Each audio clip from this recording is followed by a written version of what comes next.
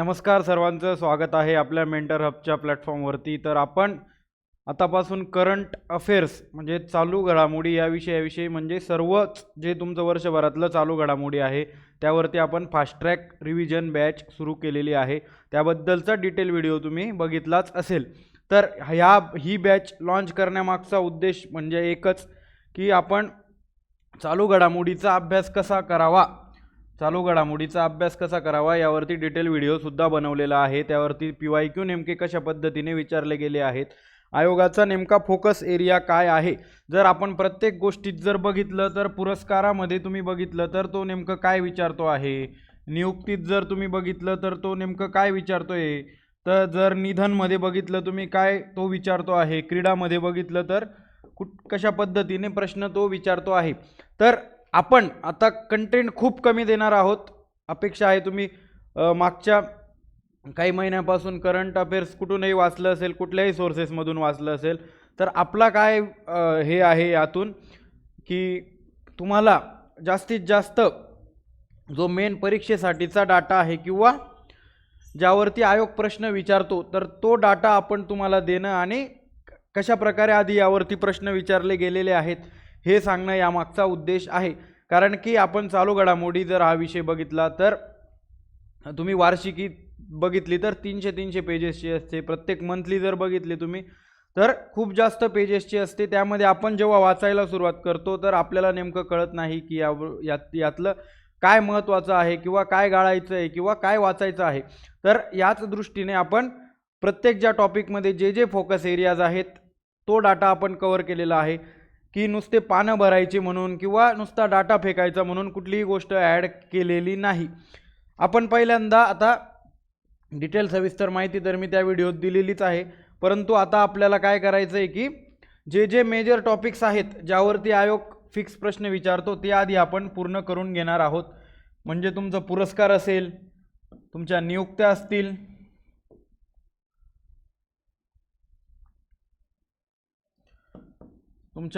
असतील, परत निधन वार्तावरती आयोग विचारतो की कुठल्या क्षेत्राशी संबंधित आहे किंवा त्या व्यक्तीचं राज्य असेल, आणि क्रीडा ह्या 4 गोष्टींवरती तुम्हाला एकतरी प्रश्न हमखास दिसतो. आणि मग राहिल्या गोष्टी मायनर घडामोडींच्या तर संरक्षणात तुम्हाला प्रश्न दिसतो एखादा. परत सायन्स अँड टेक्नॉलॉजी विज्ञान तंत्रज्ञानमध्ये तुम्हाला एखादी गोष्ट दिसते.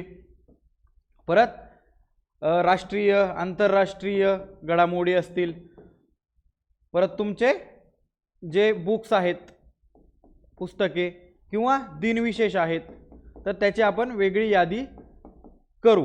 तर अशा दृष्टीने प्रत्येक टॉपिक हा कव्हर केलेला आहे की जेणेकरून परीक्षेसाठीचा जो क्रक्स डाटा आहे तो तुमच्यापर्यंत पोहोचावा.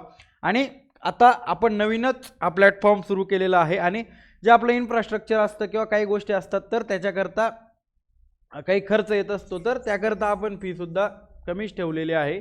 149 रुपये आपण फीज ठेवलेली आहे. तर आता आपण 1 बाय 1 जे टॉपिक्स असतील ते कव्हर करू. काही टॉपिक्सला वेळ लागेल, काही टॉपिक्स हे लवकर संपतील, कारण की जेवढा मी भरपूर सोर्सेसमधनं अभ्यास केला परंतु परीक्षेसाठीचा जेवढा आपला कामाचा डाटा असतो तो खूप कमी असतो. पण जेव्हा आपण संपूर्ण गोष्टी वाचत असतो तर तो डाटा कुठेतरी आपला जो आहे तो बाजूला पडतो आणि जो फापट पसारा आहे त्यावरती आपली कमांड येते, पण ते परीक्षेसाठी आपल्याला काहीही महत्त्वाचं नाही. तर आता सुरुवात करण्याच्या आधी पुरस्कारावरती नेमका आयोग कसे प्रश्न विचारतो हे तर मी तुम्हाला सांगितलेलं आहे. पण आता मी काही 21 ते 24 मधले प्रश्न काढून आणलेले आहेत की पुरस्कारावरती जर प्रश्न त्याने विचारला आहे तर तो कशा पद्धतीने विचारतो आहे.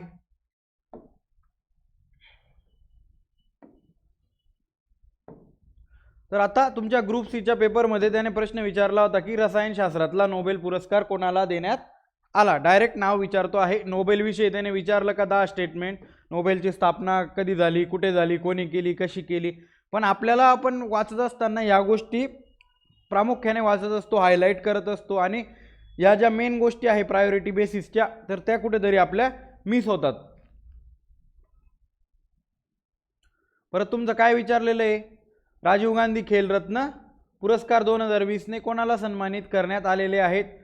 विचारलंय का राजीव गांधी खेलरत्न पुरस्काराची प्राइस किती बाबा, किती रुपये मिळतात किंवा त्याची स्थापना कधी झाली. आता त्याचं मेजर ध्यानचंद असं नामकरण झालेलं आहे, ते सुद्धा आपण पुरस्कार महत्त्वाचे आपल्या टॉपिकमध्ये बघणार आहोत. परत तुमचे पद्मविभूषण बरोबर प्रभा अत्रेंना मिळालेला होता, आता निधन पण झालेलं आहे मागे त्यांचं. कोणत्या क्षेत्राशी संबंधित आहेत? क्षेत्र विचारलेलं आहे. पद्म पुरस्कार विचारतो आहे तर व्यक्ती, क्षेत्र आणि राज्य आपल्याला माहीत असणं अपेक्षित आहे. नंतर तुम्हाला विचारलेलं आहे की अशोक चक्र कोणाला मिळालेला आहे? यांना मरणोत्तर प्रदान करण्यात आलेला आहे.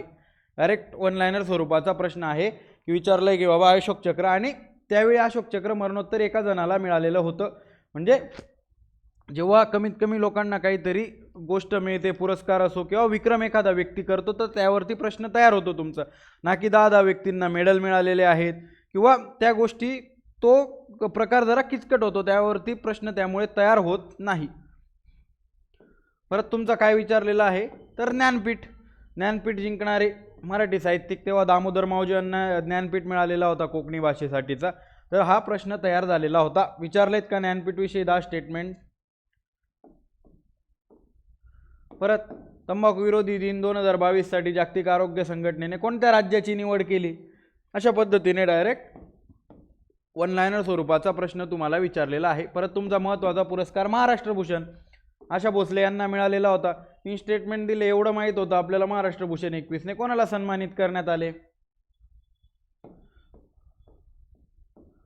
परत तुमचा आंतरराष्ट्रीय स्वरूपाचा पुरस्कार कुष्ठरोगासाठीचा आंतरराष्ट्रीय गांधी पुरस्कार कोणाला प्रदान करण्यात आला? दिले का? गांधी पुरस्काराची स्थापना कधी झाली?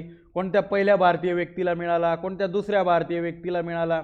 कोणत्या महिलेला मिळाला? आत्ता तुम्ही लास्ट मोमेंटला, आता परीक्षेला आपल्याला जवळपास 1 महिना आहे, तर ह्या गोष्टी प्रामुख्याने तुम्ही केल्या पाहिजे.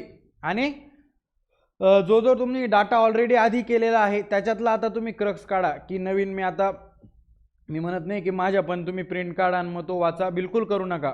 पण मी ज्या गोष्टी सांगतोय त्या नीट ऐका, किंवा ज्या आपण फोकस एरियाज आयोगाचे ओळखून फक्त तेवढा डाटा कव्हर केला आहे, तर त्याच्यात तुम्ही स्वतःच्या याच्यात नोट्स काढा. तुम्हाला काही ॲडिशनल वाटलं मागचे PYQ बघून किंवा काही, तर त्याच्यात तुम्ही ॲड करू शकतात. ओके. तर पुढचा काय तुमचा प्रश्न की ब्रिक्स फिल्म फेस्टिवलमध्ये कोणत्या उत्कृष्ट पुरुष अभिनेत्याचा पुरस्कार मिळाला? कोणाला? डायरेक्ट वन लाइनर स्वरूपाचं तुम्हाला विचारलेलं आहे. परत आंतरराष्ट्रीय पुरस्कारामध्ये काय म्हणतोय तो? बोल्झमन पदक कोणाला मिळालेलं आहे? पहिले भारतीय भौतिकशास्त्रज्ञ कोण आहेत? परत साहित्य अकादमी, आता आपण बघत होतो की सोनाली नवांगुळे यांच्या मध्यरात्रीनंतरचे तास याच्यासाठी अनुवादाचा पुरस्कार मिळालेला होता. कोणत्या कादंबरीला? मराठी साहित्य अकादमी पुरस्कार मिळालेला आहे सोनाली नवांगुळ्यांच्या मध्यरात्रीनंतरच्या तासाला तेव्हा मिळालेला होता.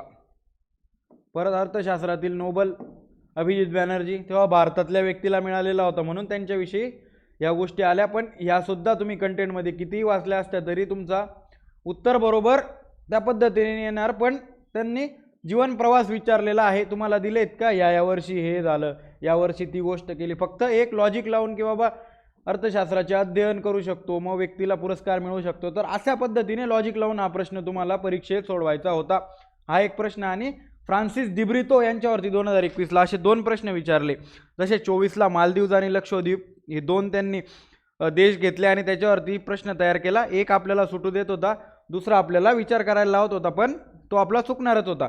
आणि तुम्ही जर हा प्रश्न बघितला, हा एक आणि 21 मधलं बोलतोय मी, आणि फ्रान्सिस दिब्रितोचा दुसरा प्रश्न बघितला, तर 2 पैकी एक प्रश्न बरोबर येऊ देत होता आयोग, दुसरा प्रश्न हा चुकवायला टाकलेला होता.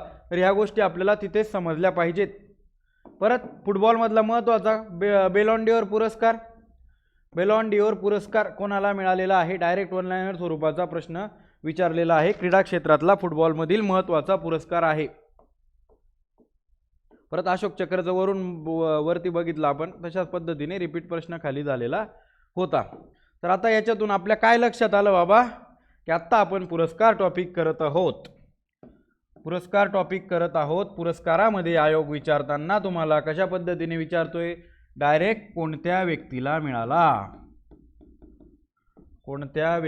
मिळाला, त्याच्यामुळे आपल्याला तो पुरस्कार, ती व्यक्ती माहीत असणं अपेक्षित आहे. एकाही प्रश्नात तुम्ही बघितलं का ह्या पुरस्काराची स्थापना ह्या वर्षी झाली, हा पुरस्कार मिळवणारे पहिले व्यक्ती हे होते, किंवा आंतरराष्ट्रीय पुरस्कार असेल तर पहिला भारतीय हा होता. तर अशा पद्धतीची तुम्ही कुठलीही गोष्ट बघितली का? जर तुम्ही बघितली असेल तर तुम्ही मला माझ्या पर्सनल आय डीवरती ते फोटो काढून पाठवू शकता की बाबा तू चुकीचं सांगतो आहे, आम्हाला अशा पद्धतीचे प्रश्न दिसले आहे. आम्ही वर्ष पण पाठ करतो, सगळ्या गोष्टी आम्ही पाठ करणार आहोत. करा. जिथे जिथे सांगणार आहे की बाबा वर्ष तुम्ही पाठ करा, तर त्या गोष्टीने तुम्ही तिथे पाठ करू शकता. परंतु काही गोष्टींचं तुम्ही प्रत्येकाचं वर्ष पाठ करत गेले त्या गोष्टी तर खूप ते कॉम्प्लिकेटेड होऊन जाईल. जर तुम्ही अशा पद्धतीने व्यवस्थित केलं, साहित्य अकादमीचं तुम्ही 54चं पाठ करू शकता, 61चं तुमचं ज्ञानपीठचं करू शकता. तर अशा महत्त्वाच्या गोष्टींचं तुम्ही करू शकता. ना की सर्वच गोष्टी तुम्ही जर पाठ करायला गेलात, जर त्यावरती प्रश्नच तयार होत नाही तर त्या गोष्टी पाठ करून तुम्ही करणार काय आहात, हा महत्त्वाचा मुद्दा आहे. आणि शेवटी आपली लढाई ही मार्कांसाठी आहे. एक एक मार्काने खूप मोठा फरक पडतो. तर आता आपण पुरस्कारांना सुरुवात करू. जे जे महत्त्वाचे पुरस्कार आहेत आपण सर्वच्या सर्व बघू, म्हणजे भरपूर गोष्टींचा अभ्यास करून आणि सर्व सोर्सेस बघून, आणि काही गोष्टींचा आपण वन लायनर स्वरूपात GK टुडे असू दे किंवा PIBच्या वेबसाईट असू दे किंवा SSCच्या ज्या अड्डा 247 वगैरे सगळ्या वेबसाईट्स असू दे, तर त्याच्यावरती सगळ्या गोष्टींचा ॲनालिसिस करून जो डाटा महत्त्वाचा वाटतो आहे तो डाटा टाकलेला आहे. काही गोष्टीत खूप कमी असू शकतो, काही गोष्टीत थोडाफार जास्त, म्हणजे जास्त मी डाटा टाकलेलाच नाही आहे. ज्या ज्या पद्धतीने जिथे जिथे लिमिट करता येईल गोष्टी त्या त्या पद्धतीने लिमिट केलेल्या आहे. तुमची साधारण आता मी सुरुवात करतोय तर 7-8 तासात सर्व गोष्टी, म्हणजे तुमचं एका दिवसात या विषयाची रिव्हिजन होणार आहे. अशा पद्धतीने आपण गोष्टी केलेल्या आहेत. काय तुमचा पहिला साहित्य अकादमी पुरस्कार. साहित्य अकादमी पुरस्कार, हो, साहित्य अकादमीचा आपल्याला वर्ष लक्षात ठेवायचं आहे 1954. प्रश्न विचारला नाही पण महत्त्वाचा प्रश्न आहे. या दोन गोष्टींवरती आधी आपल्या परीक्षेला नाही पण राज्यसेवेला 54 आणि 61 जे ज्ञानपीठचं वर्ष आहे त्याच्यावरती प्रश्न येऊन गेलेला आहे. तर तशा स्वरूपात तुम्ही लक्षात ठेवू शकता की 54चा हा ठीक आहे बाबा. एक पहिलं सांगितलंय वाट करायला वर्ष की साहित्य अकादमी पुरस्कार 2025 साठी युवा आणि बालचे जाहीर झालेत. 2024चे सगळे जाहीर झाले. साहित्य अकादमीत जर तुम्ही बघितलं तर 4 पुरस्कार आपल्यासाठी महत्त्वाचे असतात. जो मुख्य साहित्य अकादमी मराठीतल्या एका व्यक्तीला तो मिळतो. दुसरा कुठला आहे आपला बाल साहित्य पुरस्कार. परत तिसरा कोणता आहे युवा साहित्य पुरस्कार. आणि चौथा कुठला आहे अनुवादासाठीचा पुरस्कार. तर अशा पद्धतीने आपल्याला या 4 पुरस्कारांवरती प्रश्न विचारले जातात. मग मी मराठीतला केलेला, हिंदीतला करतो, इंग्लिशमधला करतो, उर्दूतला. तर तुम्ही 22 भाषांमध्ये किती करणार आहात त्याला कुठेतरी लिमिट आयोग विचारतोय. तर आपल्या भाषेविषयी तो विचारतो आहे. त्यांनाही माहिती आहे एवढ्या गोष्टी पाठ करणं ह्युमनली इम्पॉसिबल आहे. तर 2025 साठीचा जो युवा पुरस्कार आहे तो कोणाला मिळालेला आहे तर तुमचे प्रदीप कोकरे यांना खोल खोल दुष्काळ डोळे. खोल खोल दुष्काळ डोळे. आणि त्याच्यात तुम्हाला कादंबरी म्हटलेलं आहे, कादंबरी. आणि अशा पद्धतीने आयोग 3-4 गोष्टींवरती साहित्य अकादमी विचारला तर चुकवू शकतो. हे तुमचे 4 पुरस्कार तुम्ही सांगितले. 4 पुरस्कारानंतर साहित्य प्रकारावरती आयोगाने एकदा चुकवलेला आहे. साहित्य प्रकार म्हणजे आता खोल खोल दुष्काळ डोळे ही कादंबरी आहे. तर आयोग तिथे जाऊन तुम्हाला परत काय गोष्ट विचारू शकतो की बाबा लघुकथा संग्रह, असे जे वेगवेगळे साहित्य प्रकार आहेत तो तिथे हळूच टाकून देतो. तर त्या गोष्टी सुद्धा आपल्याला माहीत असणं अपेक्षित आहे की खोल खोल दुष्काळ डोळे हे कादंबरी आहे. बरोबर. आणि साहित्य अकादमीचा बाल पुरस्कार कोणाला मिळालेला आहे तर डॉक्टर सुरेश सावंत. सुरेश सावंत यांचा काय कविता संग्रह आभाळ माया माहीत पाहिजे. आलं लक्षात. प्रदीप कोकरे खोल खोल दुष्काळ डोळे कादंबरी. तर ही काय कविता संग्रह डॉक्टर सुरेश सावंत 2025 साठी जाहीर झालेले आहेत. आणि जर बाकीचे आपल्याला करायचं तर मग आपल्याला 24चे पुरस्कार करावे लागतील. बरोबर. म्हणजे बाल आणि युवा आता जाहीर झालेला, अजून जो मुख्य असतो एक मराठी प्रत्येक भाषेला मिळतो तो एक, आणि दुसरा कुठला आपला अनुवादासाठीचा. हे 2 जाहीर झालेले नाहीत, म्हणजे आपली परीक्षेपर्यंत तर ते विचारले जाणार नाहीत. त्याच्यामुळे आपण 24चे पण लक्षात ठेवणार आहोत. साहित्य अकादमी पुरस्कार 2024 सुधीर रसाळ यांना कुठला आहे तो मुख्य साहित्य अकादमी आहे. एका भाषेसाठी एक दिला जाणारा विधांचे गद्य रूप हे काय आहे, या ग्रंथासाठी साहित्य अकादमी पुरस्कार जाहीर झाला. देवीदास सौदागर यांचं काय आहे, उसवण. देवीदास सौदागर यांचं उसवण कादंबरीसाठी युवाचा. जर बालकथा संग्रहाचं पाहिलं तुम्ही बाल साहित्याचं, तर भारत सासने यांचं कोणतं आहे, शमशेर आणि भूत बंगला. शमशेर आणि भूत बंगला लक्षात ठेवायचं आहे की या बालकथा संग्रहाला. आणि सुदर्शन आठवले यांना मिळालेलं आहे the difficulty of being good. परत हे मुख्य कुठल्या भाषेत होतं, इंग्रजीतून ते मराठीत ट्रान्सलेट केलेलं आहे सुदर्शन आठवले यांनी. कुठलं, the difficulty of being good. याचे मूळ लेखक कोण आहेत, तर तुमचे गुरुचरण दास याचे जे मुख्य लेखक आहेत सुदर्शन आठवले यांनी ते ट्रान्सलेट केलेलं आहे. त्याच्यामुळे या दोन्ही व्यक्तींचं नाव आपल्याला विचारू शकतात, प्रदान करण्यात आला. ओके, साहित्य अकादमीच्या बाबतीत आपल्याला एवढ्याच गोष्टी लक्षात ठेवायच्या आहेत. 4 पुरस्कार आणि आता 25चे जे 2च जाहीर झालेले असल्यामुळे आपण बाकीचे जोपर्यंत पुढचे जाहीर होतील तोपर्यंत तो कंटेंट आपल्या परीक्षेपर्यंत येणार नाही. आपण मॅक्स ऑगस्ट 2025 पर्यंत कंटेंट करणार आहोत. आता आपण 31 जुलैपर्यंत मी कव्हर केलेला आहे. परत जुलै ऑगस्टचा 1 महिन्याचा कंटेंट आणि जे व्हॅल्यू ॲडिशन, आता मी स्वतः 1 तारखेपासून अभ्यासाला सुरुवात करणार आहे व्यवस्थित.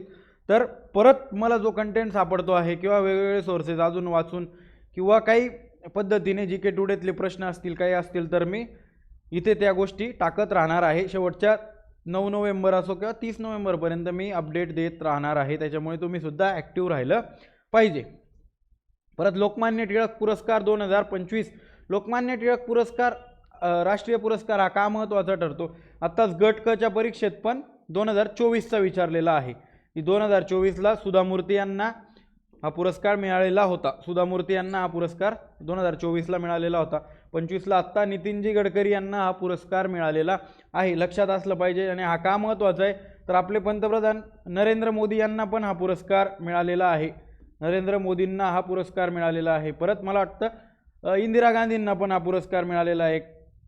खूप म्हणजे उच्च आणि म्हणजे मोठ्या व्यक्तींना हा पुरस्कार प्रदान करण्यात आलेला आहे. म्हणून हा लोकमान्य टिळक राष्ट्रीय पुरस्कार महत्त्वाचा ठरतो. ओके, परत तुमचं आंतरराष्ट्रीय बुकर 2025. बुकरच्या बाबतीत जर तुम्ही लक्षात ठेवलं तर आपण आयोगाने विचारताना काय विचारलेलं आहे की 2 पुरस्कारांमध्ये भरपूर जणांचं कन्फ्युजन होतं. तो महत्त्वाचा कंटेंट बाजूला ठेवतो आणि या 2 गोष्टींवरती चर्चा करत बसतो. काय, एक तुमचं बुकर पारितोषिक आणि तुमचं आंतरराष्ट्रीय बुकर. याचे तो काय करत बसतो, स्थापना वर्ष पाठ करत बसतो की 1969चा आहे बाबा, हा 2005चा आहे. पाठ करायचं आहे का आपल्याला, हे बिलकुल नाही. आयोग तुम्हाला याच्यावरती प्रश्न विचारणारच नाही.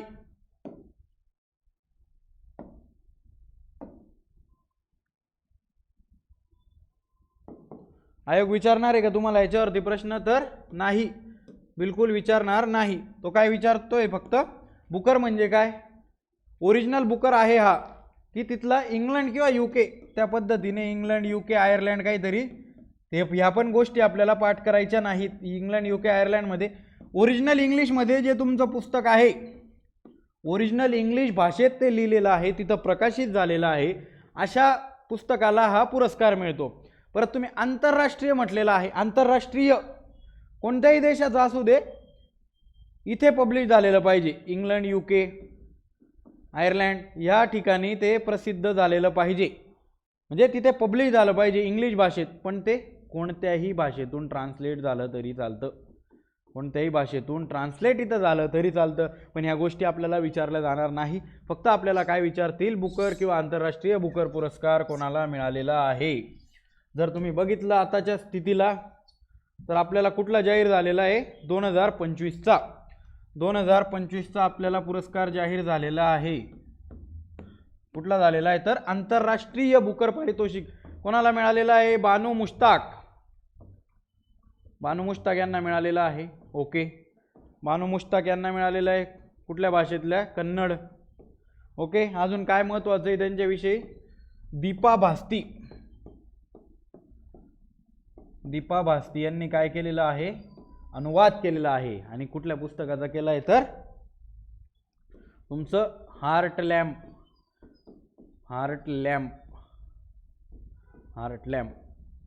अशा पद्धतीने तुम्हाला प्रश्न विचारतील. बानू मुश्ताकवर विचारला जाऊ शकतो, कन्नडवर विचारला जाऊ शकतो, दीपा भास्तीवरती यांच्यावरती विचारला जाऊ शकतो आणि हार्टलॅम्पवरती. आणि हार्टलॅम्प कोणत्या प्रकारची साहित्यकृती आहे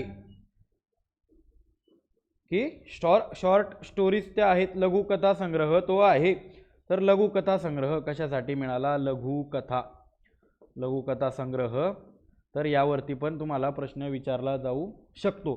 जर तुम्ही बघितलं काय तर बुकर पारितोषिक, तर बुकर जो आपण म्हटलं ओरिजिनल तिथलाच इंग्लिश भाषेतला, तर हा 2024चा जाहीर झाला आहे. 25चा झाला आहे का? तर नाही. तर तुम्ही वाचलं असेल, कोणाला मिळालेला आहे तो? समंथा हार्वे ब्रिटिश लेखिका आहेत. समंथा हार्वे यांना मिळालेला आहे. कुठल्या पुस्तकासाठी मिळाला आहे? तर ऑर्बिटलसाठी त्यांना मिळालेला आहे. तर ह्या गोष्टी आपल्याला इथंच क्लिअर झाल्या पाहिजे. बुकर, आंतरराष्ट्रीय बुकर वर्ष, आता मी त्या गोष्टी जुन्या पाठ केलेल्या होत्या, पण जेव्हा आयोगाचा फोकस एरिया कळतो तेव्हा आपण आपोआप या गोष्टी टाळत चालतो. आणि जेव्हा आपल्याला कॉन्फिडन्स येतो, नाही विचारलंच नाही, हे काय सांगताय आपल्याला, PYQ मागचे झालेले प्रश्न आपल्याला सांगतायत की बाबा ह्या गोष्टी पाठ कर, आपण म्हणतो उद्या विचारलं तर, परवा विचारलं तर, त्या गोष्टीतच आपण जातोय आणि जो मेन कंटेंट आहे आपला बाजूला राहत आहे. त्याच्यामुळे तुम्ही फक्त जो परीक्षेसाठीचा लागणारा डाटा आहे तो जर कंपाईल केला तर खूप तुमच्या 8-10 पेजेसमध्ये वर्षभराचा डाटा बसून जाईल. आणि त्याच्यावरती तुम्ही वारंवार रिव्हिजन मारली तर ते परीक्षेत आठवणार आहे. कारण की आपली परीक्षा ही वन लायनर स्वरूपाची आहे. तुम्ही ही बाब कायम लक्षात घेतली पाहिजे. जसं सांगितलं, कन्नड आणि मेन म्हणजे कन्नड भाषेतील पुस्तकासाठीचा पहिलाच बुकर पुरस्कार आहे. कन्नडसाठी पहिलाच बुकर पुरस्कार आहे. जर तुम्ही अजून बघितलं तर काय 2022ला मला वाटतं 2022ला गीतांजली श्री यांना मिळालेला होता. गीतांजली श्री लक्षात ठेवायचं आहे का? तर नाही. तर सँड ऑफ तोम काहीतरी नावाचं पुस्तक होतं त्यांचं, तोम ऑफ सँड का सँड ऑफ तोम असं काहीतरी. तर पहिल्या भारतीय महिला त्या ठरलेल्या होत्या आंतरराष्ट्रीय बुकरच्या. म्हणजे याच्यात जर तुम्हाला म्हटलं पहिल्या भारतीय आहेत का, तर नाही, याआधी पण मिळालेला आहे. पण अनुवाद करणाऱ्या दीपा भास्ती पहिल्या आहेत का? तर हो. तर दीपा भास्ती भारतीय पुरस्कार जिंकणाऱ्या पहिल्या भारतीय अनुवादक ठरलेल्या आहेत. महत्त्वाचं आहे का? तर ही बाब महत्त्वाची आहे. बानू मुश्ताक या दुसऱ्या भारतीय, जसं गीतांजली श्री यांना ऑलरेडी मिळालेला होता, या दुसऱ्या होता. आणि परत विशेष म्हणजे लघुकथा संग्रहाला पुरस्कार देण्याची काय ही पहिलीच वेळ आहे. कन्नड भाषेची पहिली वेळ आहे, लघुकथा संग्रहाची पहिली वेळ आहे, अनुवादकासाठी मिळण्याची पहिली भारतीय व्यक्तीची वेळ आहे दीपा भास्ती. कारण की काय होतं की आपल्या भाषेतलं पुस्तक असतं तर बऱ्यापैकी तिकडचे लोक ते त्या भाषेत ट्रान्सलेट करतात आणि तिथे पब्लिश करतात. म्हणजे लिहिते पण व्यक्ती आपल्याच भारतीय भाषांपैकी आहे आणि अनुवाद करणारी व्यक्ती पण भारतीय आहे. त्याच्यामुळे यावर्षीचा जो आंतरराष्ट्रीय बुकर पुरस्कार आहे तो महत्त्वाचा ठरतो. बुकर आणि आंतरराष्ट्रीय बुकरमध्ये तुम्हाला आता डिफरन्शिएट करता आलं असेल. परत कान्स चित्रपट महोत्सव, चित्रपटाच्या बाबतीत चित्रपटाचे तुम्ही बघितलं, तुम्ही ऑस्कर बघितला, आयफा अवॉर्ड बघितला,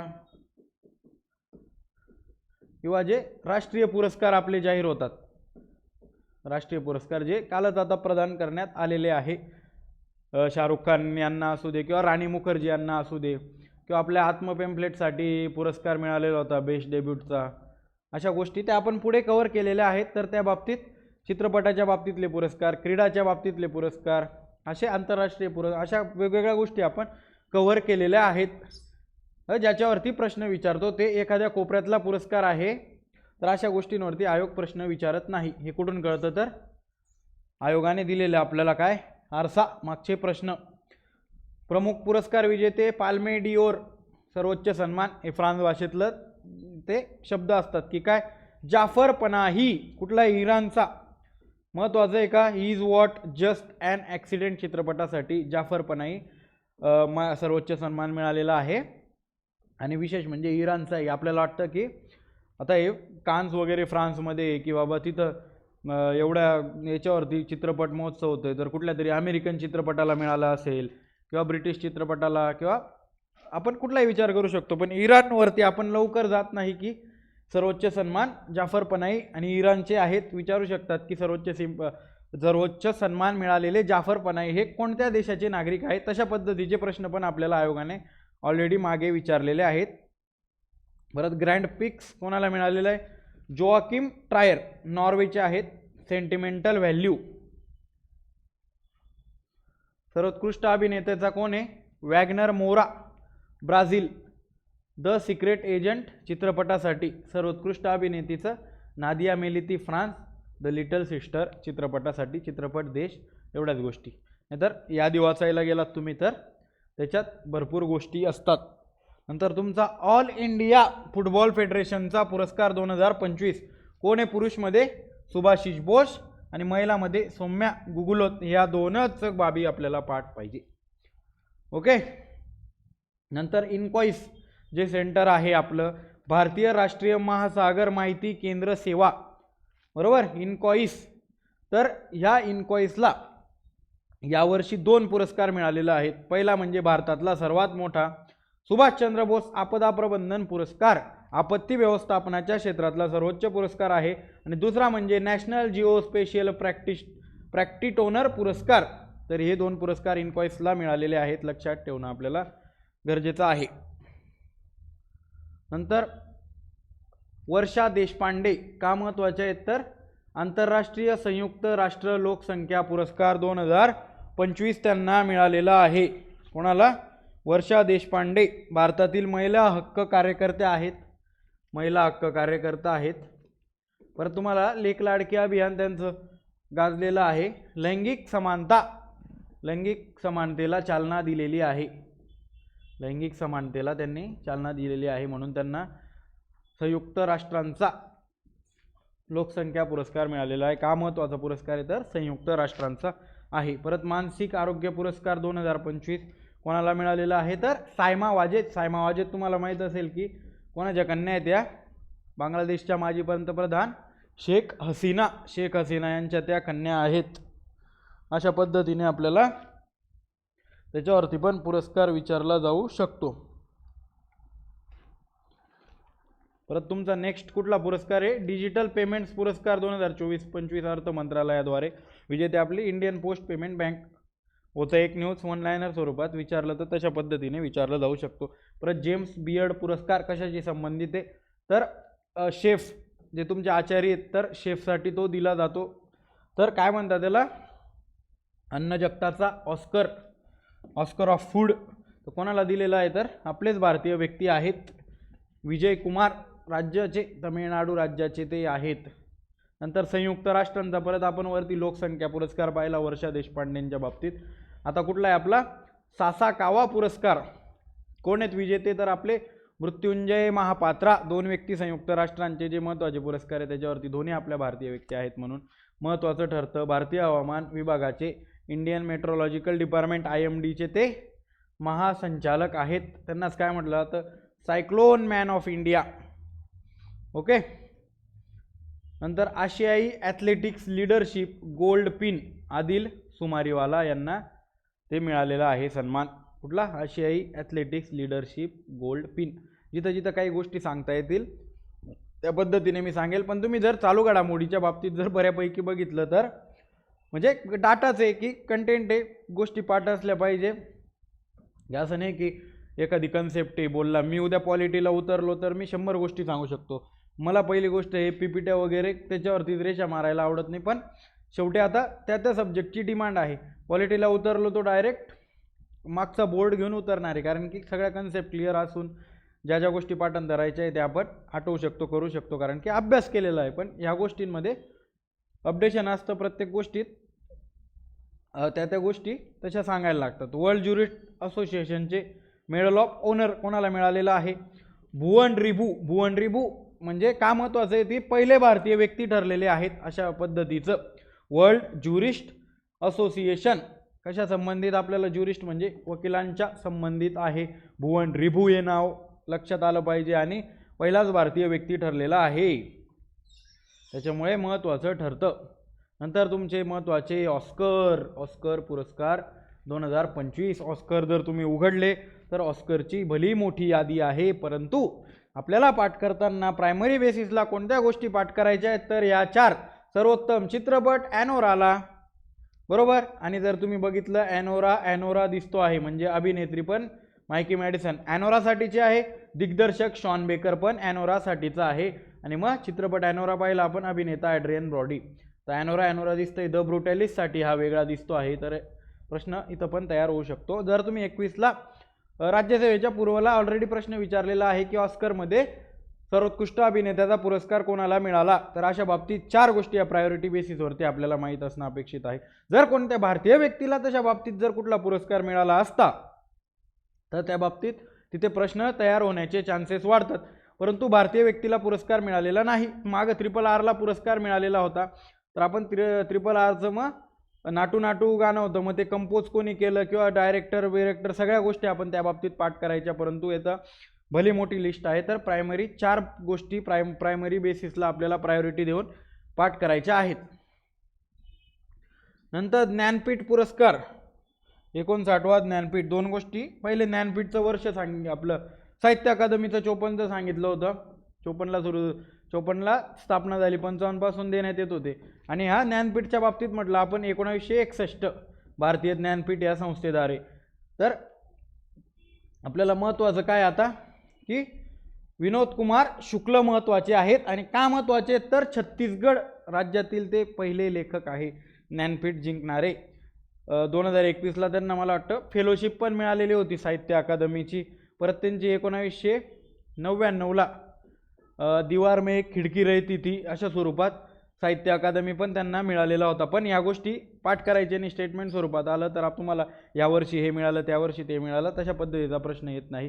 जर तशा पद्धतीचा प्रश्नसुद्धा तुम्हाला आला तर काही ना काही ते आपल्याला जी गोष्ट माहीत असायला पाहिजे त्यावरती तुम्हाला कुठे ना कुठे ते चुकवू शकतात. परंतु विनाकारणच्या गोष्टी पाठ करून आपल्याला किती लोकांच्या बाबतीत तुम्ही त्या पाठ करणार आहात. पुरस्कारांच्या बाबतीत, निधनच्या बाबतीत, नियुक्तीच्या बाबतीत एवढ्या गोष्टी पाठ करत गेलात तर ज्या व्यक्तीला मिळालाय तोच व्यक्ती आपण विसरून जाऊ. परत महाराष्ट्र भूषण महत्त्वाचा पुरस्कार महाराष्ट्राच्या बाबतीत. महाराष्ट्रातील सर्वोच्च सन्मान कोणाला मिळालेला आहे, रामवंजी सुतार पूर्ण नाव त्यांचं आहे. जर तुम्ही स्टॅच्यू ऑफ युनिटी बघितला, स्टॅच्यू ऑफ युनिटी त्यांनी तयार केलेला आहे. आपल्या संसद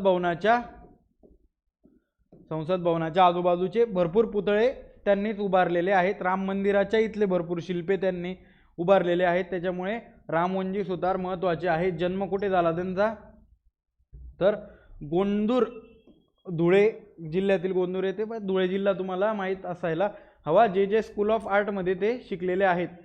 जे स्कूल ऑफ आर्टमध्ये त्यांचं शिक्षण झालेलं आहे. परत त्यांच्या बाबतीत जर काही गोष्टी म्हटलं तर आपल्याला त्यांना काय पद्मभूषण आणि पद्मश्री मिळालेला आहे. आता कोणत्या साली मिळाला, केव्हा मिळाला, पाठ असणं अपेक्षित आहे का, तर नाही. पण पद्मविभूषण मिळाला नाही, तर ही गोष्ट माहीत पाहिजे की पद्मश्री आणि पद्मभूषण त्यांना मिळालेला आहे. ही गोष्ट जागा इथे त्याच्यासाठीच ठेवली की काही गोष्टी तुम्हाला ॲड करता आल्या तर बाजूलाच लिहून घ्या, किंवा तुमच्याकडे असतील तर त्या तुम्ही ऑलरेडी वाचल्या असतील. आताही रिव्हिजन चालू आहे की जोरात, की काय बाबा अशा पद्धतीने आहे. तर फक्त तुम्ही ऐकलं तरी चालेल, किंवा जी गोष्ट नवीन वाटते तर ती वेगळी तशी लिहून घ्या. परत हॉकी इंडियाचे वार्षिक पुरस्कार आहेत. हॉकी इंडियाचा पुरुष खेळाडूमध्ये हरमनप्रीत सिंग आणि महिला खेळाडूमध्ये सविता पुनिया वार्षिक पुरस्कार. की महिला आणि पुरुष, तुम्हाला या 2 गोष्टी माहीत पाहिजे. मला मागे फ्रेंच ओपन पण विचारलं होतं पुरुष कोण आहे, महिला कोण आहे. तर तशा बाबतीत तुमचे वेगवेगळे पुरस्कार असतात, तर त्या 2 गोष्टी प्रायोरिटीने तुम्हाला माहीत असणं अपेक्षित आहे. परत तुमचा आर्किटेक्चरचा नोबेल ज्याला म्हटलं जातं असा प्रित्झकर पुरस्कार 2025 कोणाला मिळालेला आहे, तर लिऊ जियाकुन यांना मिळालेला आहे. पण ते कोणत्या देशात आहेत अशा पद्धतीचा तुम्हाला प्रश्न फिरवून विचारला जाऊ शकतो की ते चीन देशातले आहेत. कुठले, चीनचे आहेत लिऊ जियाकुन. आपल्याला आता असं नाव आहे की काय वाटतं की मग ते व्हिएतनाम असा पर्याय टाकून दिला, व्हिएतनाम, थायलंड, चायना, म्यानमार असे पर्याय टाकून दिल्यावरती आपलं कन्फ्युजन होणार आहे. की प्रश्न विचारताना तो असाही विचारू शकतो की प्रित्झकर आर्किटेक्चर पुरस्कार ज्याला आर्किटेक्चरचा नोबेल असा म्हटला तो त्या लिऊ जियाकुन यांना मिळालेला आहे, तो प्रश्नात देईल ते कोणत्या देशाचे नागरिक आहेत. तर अशा पद्धतीने सुद्धा तुम्हाला प्रश्न विचारला जाऊ शकतो. परत लॉरियस वर्ल्ड स्पोर्ट्स अवॉर्ड महत्त्वाचे आहेत का, तर क्रीडाच्या संदर्भात लॉरियस स्पोर्ट्स अवॉर्ड महत्त्वाचे आहेत. तर कोणाला आहे सर्वोत्तम पुरुष खेळाडू Mondo Duplantis Swedish American pole vaulter आहे. सर्वोत्तम महिला म्हटली तुम्ही सिमोन बायल्स अमेरिकेची जिमनास्ट आहे. परत सर्वोत्तम संघ म्हटला तुम्ही रिअल माद्रिद स्पॅनिश फुटबॉल संघ आणि breakthrough of the year Lamine Yamal Spanish फुटबॉलपटू. हे 4 गोष्टी तुम्हाला लॉरियसच्या बाबतीत माहीत असणं अपेक्षित आहे. ओके.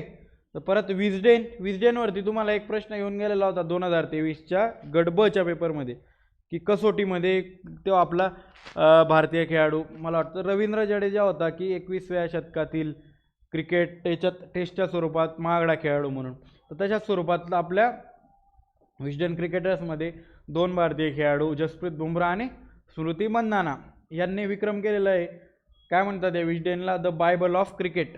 तर यांनी काय जगातील आघाडीच्या क्रिकेटपटूंचा मुकुट देण्यात आलेला आहे. म्हणजे कुठलं त्यांनी सन्मानित करण्यात आले, world leading cricketer of the year असा सन्मान देऊन विस्डेनकडून त्यांना सन्मानित करण्यात आलेलं आहे. परत तुमचा आबेल गणिताच्या क्षेत्रातला काय म्हणतात त्याला, गणितातील नोबेल म्हणतात. तर कोणाला मिळालेला आहे, मसाकी काशिवारा जपान देशाचे आहेत. गणितातला नोबेल म्हणून ओळखला जाणारा तुमचा आबेल पुरस्कार. नंतर जागतिक अन्न पुरस्कार वर्ल्ड फूड प्राईज जेव्हा 87ला तो चालू झालेला होता, 87ला चालू झाला होता, 88ला मला वाटतं आपल्या MS स्वामीनाथन यांना तो मिळालेला होता. म्हणजे स्वामीनाथन हे पहिले व्यक्ती ठरलेले होते आपल्या जागतिक अन्न पुरस्कार मिळवणारे. तर आताच्या वर्षीचा कोणाला मिळालेला आहे, मारियांजेला हंग्रिया. कुठल्या देशातल्या आहेत त्या, तर ब्राझीलच्या.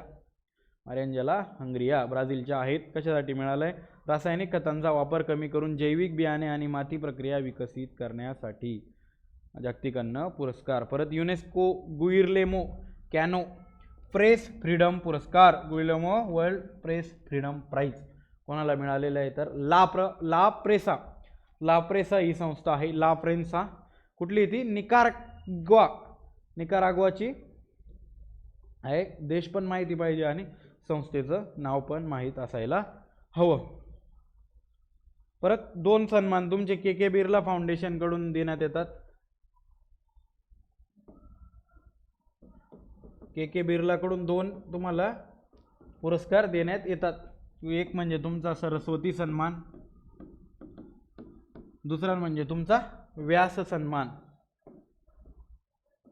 22 भाषांसाठी देण्यात येतो आणि तुमचा व्यास सन्मान हिंदी भाषेसाठी देण्यात येतो. तर अशा स्वरूपात हे 2 पुरस्कार पण कधी विचारले गेले नाही, पण रक्कम वगैरे त्यांचं प्रतिष्ठा तशा बाबतीत साहित्याच्या बाबतीत चांगली आहे. त्याच्यामुळे आपल्याला ह्या 2 गोष्टी व्यास सन्मान आणि जो तुमचा सरस्वती सन्मान आहे तर माहीत असायला पाहिजे. तर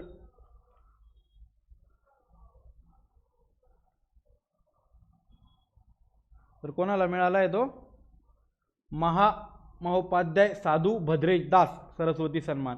आणि जर व्यास सन्मान तुम्ही बघितला तर हिंदी लेखिका, जसं सांगितलं व्यास हा हिंदीला देण्यात येतो, सूर्यबाला यांना त्यांच्या कोण देश की वासी वेणू की डायरी या कादंबरीसाठी देण्यात आला. आणि वरचा जर तुम्ही बघितला तर हा संस्कृतमधील आहे. जसं 22 भाषांमधला आपण म्हटलं, संस्कृतमधला स्वामीनारायण सिद्धांत सुधा या पुस्तकासाठी प्रतिष्ठित सरस्वती सन्मान देण्यात आला. सरस्वती आणि व्यास सन्मान व्यक्ती माहीत पाहिजे आणि पुस्तक किंवा जी महत्त्वाची बाब आहे. नंतर 2025चा फिजी देशाचा सर्वोच्च सन्मान हे का घेतलेलं आहे की आपण फिजी देशाचं बघू, तुम्ही सुरिनामचं बघा किंवा मोदीजींना आपले भारताचे पंतप्रधान त्यांना बऱ्याचशा देशांचे सर्वोच्च पुरस्कार मिळालेले. आता मागे इजिप्तचा मिळाला, मागे त्यांनी काही देशांचे दौरे केले तर तिथं मिळाला. तर असे किती पाठ करणार आहेत तुम्ही, तर त्याच्यावरती मग प्रश्न तयार होत नाही. जर त्यांना सोडून राष्ट्रपतींना पुरस्कार मिळाला सुरिनाम वगैरेचे, तर अशा पद्धतीने त्यांच्या व्यतिरिक्त सामान्य माणसाला मिळतोय. कर्नाटकातली कोण आहे, मधुसूदन साई यांना तो companion of the order of Fiji देशाचा सर्वोच्च सन्मान मिळालेला आहे. नंतर रामसर पुरस्कार, रामसरच्या बाबतीत आपण पर्यावरणमध्ये पण रामसर स्थळे बघतो, रामसर स्थळांवरती पण आपल्याला तशा पद्धतीने प्रश्न आलेला नाही, पण रामसरचा पुरस्कार आहे की बाबा रामसर पुरस्कार Jayashree Venkateshan wetland wise use वेगवेगळ्या ज्या श्रेणी असतात त्यांना त्याच्यापैकी वेटलँड वाईज यूज या श्रेणीसाठी पुरस्कार मिळाला आणि अशा पद्धतीचा पुरस्कार मिळालेल्या त्या पहिल्या भारतीय महिला ठरलेल्या आहे जयश्री व्यंकटेशन. तर रामसरच्या बाबतीत तुम्ही ते वाचलं असेल 2 फेब्रुवारी 1971ला बाबा इराणच्या रामसर येथे ते पार पडलं पाणथळ स्थळांच्या बाबतीत परिषद. मग त्याच्यातनं ते पाणथळ स्थळे भारतातले तुम्ही पर्यावरणमध्ये वाचत असाल की एवढे एवढे आहे, प्रश्न तर काही त्याच्यावरती आला नाही, पण त्या गोष्टी आपण पाठ करत असतो. तर मोजक्यात त्याच्या बाबतीत पण पर्यावरणाच्या मोजक्या घडामोडी आपण घेतलेल्या आहे. नंतर तुमचा Stockholm water prize Gunter Bloschl Australia देशाचे आहेत, ऑस्ट्रेलियातील जलशास्त्रज्ञ आहेत. विचारला डायरेक्ट ऑनलाईन स्वरूपाचा तर विचारला जाऊ शकतो. परत आयफा अवॉर्ड्स 2025 चित्रपटाच्या स्वरूपात सर्वोत्तम चित्रपट कुठला आहे? लापता लेडीज. ह्याच लापता लेडीजला सर्वाधिक 10 पुरस्कार मिळालेले आहेत. तर अशा पद्धतीचा आपल्याला 2018-19ला काहीतरी आयफाच्या बाबतीत जोड्या लावामध्ये प्रश्न आलेला होता. सर्वोत्तम अभिनेता म्हटला तुम्ही कार्तिक आर्यनला बुलबुलैयासाठी. अभिनेत्री म्हटली तर नितांशी गोयल लापता लेडीजसाठीच आहे. दिग्दर्शक म्हटला तर किरण राव लापता लेडीजसाठीच आहे. लापता लेडीजला सर्वोत्तम पुरस्कार मिळालेले आहे. तर अभिनेता अभिनेत्री दिग्दर्शक या गोष्टी आपल्याला तेवढ्या आपण केल्या पाहिजे. परत तुमचे महत्त्वाचे आहेत पद्म पुरस्कार. पद्म पुरस्कारांवरती कशा स्वरूपाचा प्रश्न येतो? एकतर क्षेत्र, राज्य किंवा देश आणि विशेष म्हणजे आपल्या महाराष्ट्रातले एवढ्या गोष्टी आपल्याला माहीत पाहिजे. किंवा क्रीडामध्ये मिळालं तर क्रीडा आणि ते व्यक्ती आणि त्यांचं कुठल्या खेळाशी संबंधित आहे अशा पद्धतीने प्रश्न त्यावरती विचारला जाऊ शकतो. तर काय तुमचा पद्म पुरस्कार एकूण 139. तर गट क ची पूर्व परीक्षा झाली, गट क पूर्व, तर त्यावरती तुम्हाला विचारलेलं होतं की किती पद्म पुरस्कार देण्यात आले. तर त्याच्यापैकी तुम्ही जर बघितलं तर काय 7 पद्मविभूषण. तर ह्या बाबतीत सुद्धा 2024चे जे पद्म पुरस्कार मिळालेले होते तर त्या बाबतीत तुमची राज्यसेवा पूर्व परीक्षा जी झाली 2024ची तर त्याच्यात ही संख्या 6चं 5 करून दिलेलं होतं. जेव्हा 6 व्यक्तींना ते 2024ला मिळाले, 6चं 5 करून दिलं होतं, म्हणून तुम्हाला एकूण किती व्यक्तींना मिळाले तर ते सुद्धा माहीत असणं अपेक्षित आहे. तर 139 व्यक्तींना तो मिळालेला आहे. त्याच्यात 7 पद्मविभूषण आहेत, परत 19 पद्मभूषण आणि 113 पद्मश्री आहेत, परत 23 महिला आहेत आणि मरणोत्तर 13 आहेत. एवढ्या गोष्टी माहीत पाहिजेत. जर तुम्ही बघितलं, जर 6 लोकांमध्ये तुम्ही बघितलं, 7 लोक जर बघितले तुम्ही पद्मविभूषणच्या बाबतीत तर काय दूर नागेश्वर रेड्डी वैद्यकशास्त्राच्या संबंधित आहेत, तेलंगणाचे आहेत, बरोबर. न्यायाधीश जगजीत सिंह खेअर सार्वजनिक व्यवहार न्यायाधीश नावापुढे लागलेला आहे. मग अशा याच्यात सार्वजनिक व्यवहार चंदीगडचे. कुमुदिनी रजनीकांत लखिया कला, लक्ष्मीनारायण सुब्रमण्यम कला कर्नाटकच्या आहेत. कुमुदिनी रजनीकांत लखिया गुजरात. हे लक्षात ठेवा की काय वाटतं आपल्याला कुमुदिनी रजनीकांत लखिया हे थोडं आपल्याला मग साऊथकडचं नाव वाटतं, तर आयोग इथं तुम्हाला चुकवू शकतं. तर गुजरात हे माहीत पाहिजे.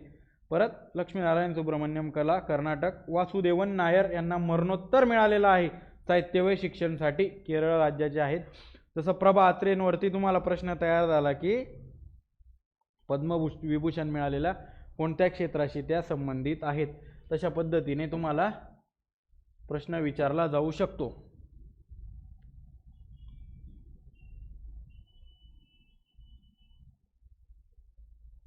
पद्मविभूषण पुरस्काराने सन्मानित झालेल्या प्रभा अत्रे कोणत्या क्षेत्राशी संबंधित आहे? साहित्य, शिक्षण, खेळ, नागरी सेवा, तशा पद्धतीच्या गोष्टी मग आयोग विचारत असतं. परत ओसामी सुझुकी हे महत्त्वाचं नाव आहे, कारण की परकीय देशातील व्यक्ती आहे, त्यांचं आता मरणोत्तर मागेच निधन पण झालेलं आहे. मरणोत्तर त्यांना देण्यात आला. जो आपला सुझुकीचा उद्योग समूह आहे तर ते त्याचे अध्यक्ष आहेत की व्यापार आणि उद्योग जपानचे आहेत. परत तुमचं शारदा सिन्हा यांना सुद्धा मरणोत्तर देण्यात आलेलं आहे, कला बिहार. जर तुम्ही बघितलं तर वासुदेवन नायर जे आपण 7 पद्म विभूषण पुरस्कार दिले त्याच्यापैकी MT वासुदेवन नायर. परत तुमचे ओसामी सुझुकी आणि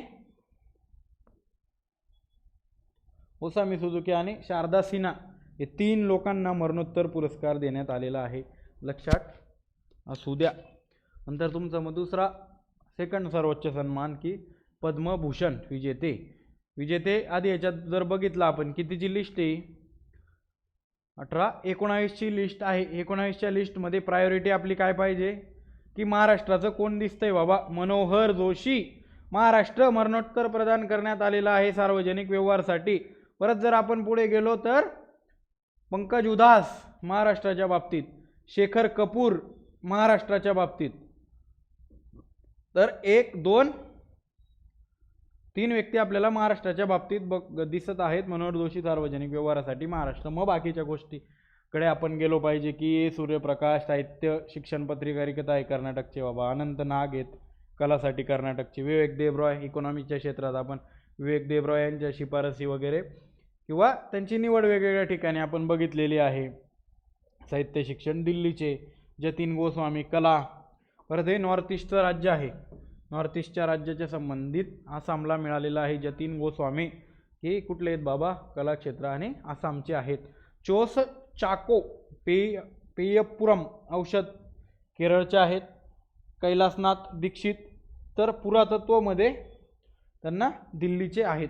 परत आपण मनोहर जोशींच्या बाबतीत बघितलं, नल्ली कुप्पुस्वामी चेट्टी व्यापार आणि उद्योग तमिळनाडूचे आहेत. नंदामुरी बालकृष्ण कला कुठले आहेत, आंध्र प्रदेश. PR श्रीजेश हे बघा क्रीडा क्षेत्राच्या संबंधित PR श्रीजेश काय खेळतो हा, हो फुटबॉल खेळतो, फुटबॉल गोलकीपर आहे PR श्रीदेश केरळ. पंकज पटेल व्यापार आणि उद्योग गुजरात. पंकज उधास यांचं महाराष्ट्राचं बघितलं. रामबहादूर राय यांच्या बाबतीत साहित्य शिक्षण पत्रकारितेच्या बाबतीत कुठले आहेत तर उत्तर प्रदेशचे आहेत. साध्वी रितंभरा सार्वजनिक कार्य उत्तर प्रदेश. अजित कुमार कला तमिळनाडूच्या बाबतीत. शेखर कपूर आपण बघितलं. शोभना चंद्र कुमार कलाच्या बाबतीत तमिळनाडूच्या आहेत. सुशील कुमार मोदी मरणोत्तर मिळालेला आहे, बिहारचे ते आहेत. आणि विनोद धाम विज्ञान आणि अभियांत्रिकी अमेरिका. जर महाराष्ट्राच्या बाबतीत तुम्ही बघितलंय पद्मश्रीच्या बाबतीत सुभाष शर्मा यांना कृषी. 113 पद्मश्री पाठ करणार आहे का आपण तर नाही. वासुदेव कामत कला. विलास डोंगरे आरोग्याच्या बाबतीत. मारुती चितमपल्ली महत्त्वाचं साहित्याच्या बाबतीत मिळालेलं आहे ना. वनऋषी म्हणतात, वनऋषी ते अत्यंत आता निधन पण झालेलं आहे, त्याच्या बाबतीत निधनमध्ये पण आपण त्यांना कव्हर करणार आहोत. परत चैत्राम पवार समाजकार्य. जसपिंदर नरूला कला. राजेंद्र भानू मुजुमदार कलाच्या क्षेत्रात आपण पद्मविभूषण पद्मभूषण आणि पद्मश्री याच्यावरती प्रायोरिटी. हे तर पूर्ण तुम्हाला पाठच पाहिजे राज्यांसहित. हे पाठ करायला गेलं तर महाराष्ट्र आणि मग इतर जे बाकीच्या स्वरूपात. मग पद्मश्री पाहिलं तर फक्त महाराष्ट्रातले पुरस्कार किती लोकांना मिळालेला आहे 139. तर ही गोष्ट पाठ पाहिजे. मरणोत्तर किती आहेत बाबा, तर ह्या प्रायमरी बेसिसच्या गोष्टी तुम्हाला पाहिजे, कारण की आयोगाने तिथं पण तुम्हाला चुकवलेलं आहे.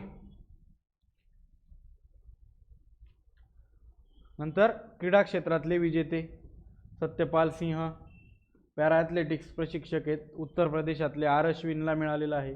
क्रिकेटच्या बाबतीत तमिळनाडूचा आहे. नंतर IIM विजयन फुटबॉलच्या बाबतीत केरळचा आहे. हरविंदर सिंग कुठल्या खेळाशी संबंधित आहे, पॅरा तिरंदाज आहे, हरियाणाचा आहे. क्रीडा क्षेत्रातील विजेते कोणते, पद्मश्री पद्मविभूषण आपले संपूर्ण बघितले आपण. पद्मश्रीत फक्त आपण काय करतोय तर सेग्रिगेशन करतो आहे. 113 पुरस्कार आहेत त्याच्यामुळे. ओके. परत आता राष्ट्रीय क्रीडा पुरस्कार येते आता 2024चे. कोणते, क्रीडा. आपल्याला माहिती मागे मेजर ध्यानचंद खेलरत्न पुरस्कार हा सेकंड नंबरला दिला जायचा. आता जो मुख्य पुरस्कार होता त्याला राजीव गांधी खेलरत्न पुरस्कार असं नाव होतं, पण आता मागे नाव त्याचं बदलून मेजर ध्यानचंद खेलरत्न पुरस्कार केलेलं आहे. तर आपल्याला काय बुद्धिबळाच्या बाबतीत मिळाले आहे डी गुकेशला, राज्य माहीत पाहिजे त्याचं तामिळनाडूचं आहे. हरमनप्रीत सिंगला हॉकीच्या बाबतीत मिळालेलं आहे. तर पंजाब हे राज्य आहे. प्रवीण कुमार पॅरा ॲथलेटिक्सच्या बाबतीत उत्तर प्रदेशचं आहे. मनू भाकरला शूटिंगच्या बाबतीत हरियाणाची ती आहे. आपल्याला माहिती होतं की कांस्य पदक IPL मध्ये 2-2 मेडल तिने मिळवलेले होते. तर ह्या बाबतीत आता मेजर ध्यानचंद खेलरत्न पुरस्काराच्या बाबतीत तुम्हाला डायरेक्ट जोड्या लावाला पुरस्कार आणि क्रीडा प्रकार आणि त्या व्यक्तीचं नाव विचारलं जाऊ शकतं. तुम्ही जर गट क ला आता बघितलं, गट क मुख्यच्या परीक्षेत, तर अर्जुन पुरस्काराचे व्यक्ती आणि जोड्यांचे नावं तुम्हाला समोरासमोर लावून दिलेले होते. जर तुम्ही राज्यसेवेच्या 2023चा प्रिलिमचा पेपर उघडला तर लक्ष्य सेन असे 2-3 नावं होते आणि इकडं त्याच्या खेळाशी संबंधित ते व्यक्ती अशा स्वरूपात तुम्हाला जोड्या लावायला प्रश्न आलेला होता. तशा स्वरूपात आयोग तुम्हाला प्रश्न विचारतो. त्याच्यामुळे क्रीडा क्षेत्रातला हा पहिला महत्त्वाचा सन्मान मेजर ध्यानचंद खेलरत्न पुरस्कार. दुसरा कुठला आहे तो आपला अर्जुन पुरस्कार. अर्जुन पुरस्काराच्या बाबतीत खेळाडूचे नाव आणि क्रीडा प्रकार माहिती पाहिजे. वंतिका अग्रवाल तुम्हाला गट क मुख्याला विचारलेलं होतं. ज्योती आराजी ॲथलेटिक्स खेळते. अन्नू राणी बॉक्सिंगची संबंधात आहे. परत क्रीडा प्रकार का माहीत असायला पाहिजे. परत राज्यसेवा आता 2024च्या पूर्वच्या पेपरमध्ये तुम्ही जर बघितलं, जी बोर्गोहेन आपली बॉक्सर आहे, लचिता बोर्गोहेन काहीतरी नाव आहे, बोर्गोहेन, तर ती बॉक्सिंग खेळते. तर आयोगाने स्टेटमेंट टाकताना काय टाकले होते, या नेमबाज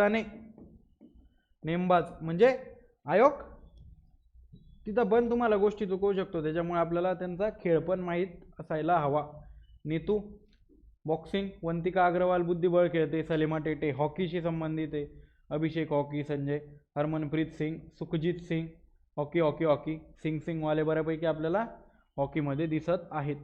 राकेश कुमार आता हे पॅरा तिरंदाजी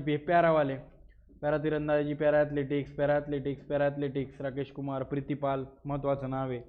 प्रीतिपालने मेडल पण आपल्या ह्याच्यात पॅराऑलिम्पिकमध्ये. परत जीवनजी दीप्ती आहे.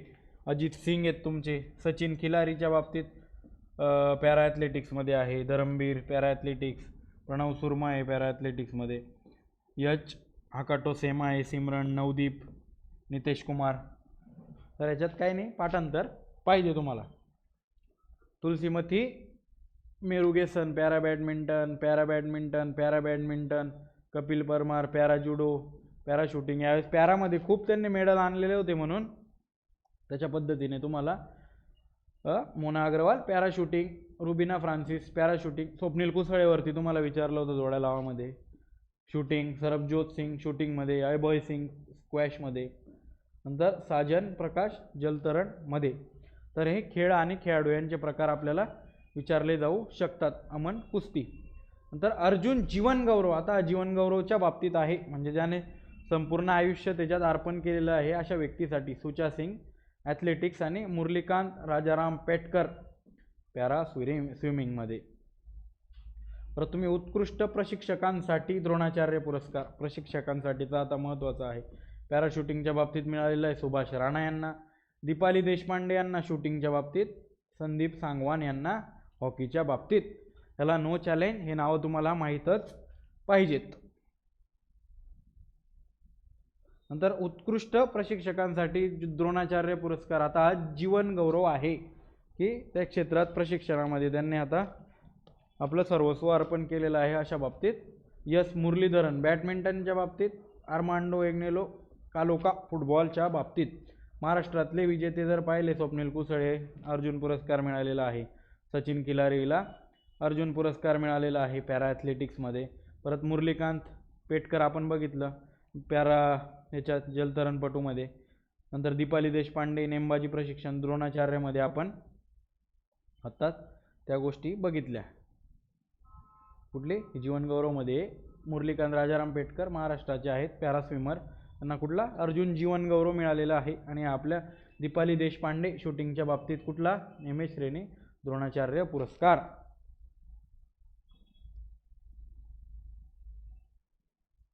नंतर विंदा करंदीकर जीवन गौरव पुरस्कार 2024 रावसाहेब रंगराव बोराडे.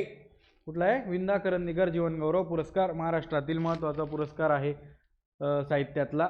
तर यांचं रावसाहेब रंगराव बोराडेंचं आत्ता मागे निधन पण झालेलं आहे, त्या बाबतीत पण तुम्हाला तशा पद्धतीने प्रश्न विचारला जाऊ शकतो. परत तुम्ही क्रिकेटच्या बाबतीत जर दोन महत्त्वाचे पुरस्कार म्हटले तर आपला भारतातला BCCIचे पुरस्कार, भारतातले BCCIचे पुरस्कार आणि ICCचे जागतिक आंतरराष्ट्रीय लेवलला ICCचे पुरस्कार, हे दोन पुरस्कार तुम्हाला महत्त्वाचे ठरतात. तर आणि तिसरं म्हणजे आपण जे आधी विजडेनचं बघितलं, विजडेनच्या बाबतीत जर काही असेल तर त्या बाबतीतले पुरस्कार पण. तर BCCIचे 23-24चे जाहीर झालेले आहे. इथं तुम्ही पुरुष क्रिकेटपटूचा पॉली उमिग्रर पुरस्कार बघितला जसप्रीत बुमराह, आणि ICCने पण जसप्रीत बुमराहलाच सर गारफिल्ड सोबर ट्रॉफी, म्हणजे BCCIने पण जसप्रीत बुमराहला आणि ICCने पण जसप्रीत बुमराहलाच क्रिकेटर ऑफ द इयर असो किंवा सर्वोत्कृष्ट क्रिकेटरचा सन्मान असो. नंतर महिला क्रिकेटपटूमध्ये स्मृती मंदाना, तिकडं पण पाहिलं होतं विजडेनमध्ये स्मृती मंदाना आणि कोण होतं तिकडे? दोन व्यक्ती, स्मृती मंदाना आणि बुमराहच होता मला वाटतं.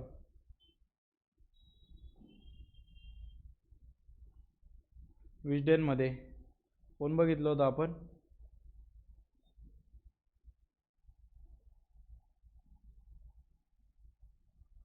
विजडेनमध्ये जसप्रीत बुमराह आणि स्मृती मंदाना. म्हणजे जसप्रीत बुमराहला विजडेनने पण गौरव केलेला आहे त्याचा, परत तुमचा BCCIने पण यावर्षी, आणि कोणतं तुमचा ICCने पण. स्मृती मंदाना पण इथे आहे आणि BCCIच्या पुरस्कारांमध्ये ती आहे.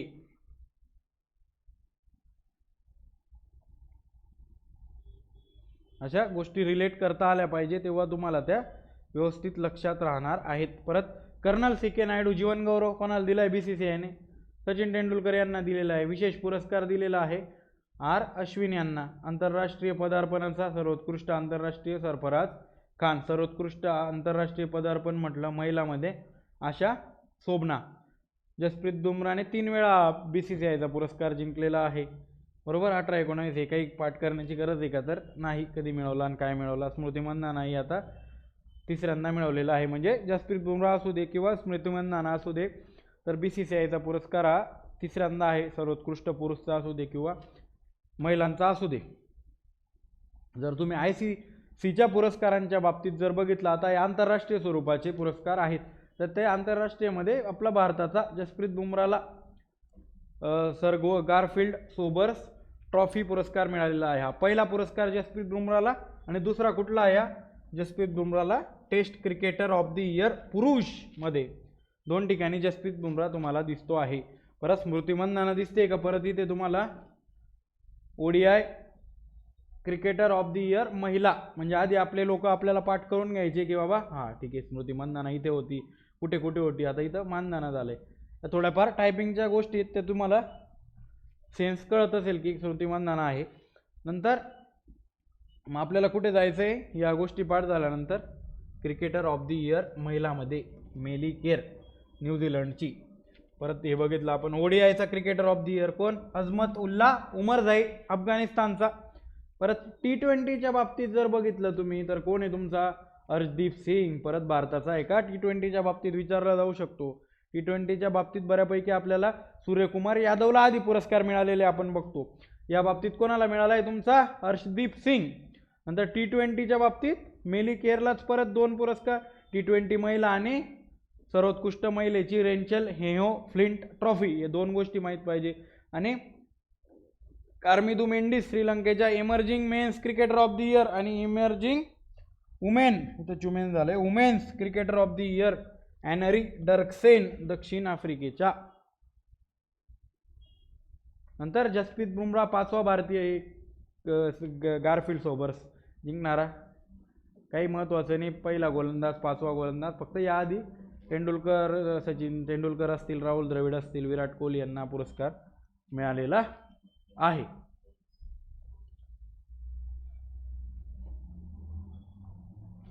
ओके, तर आता आपले कुठले फुटबॉलच्या क्षेत्रातले महत्त्वाचे पुरस्कार?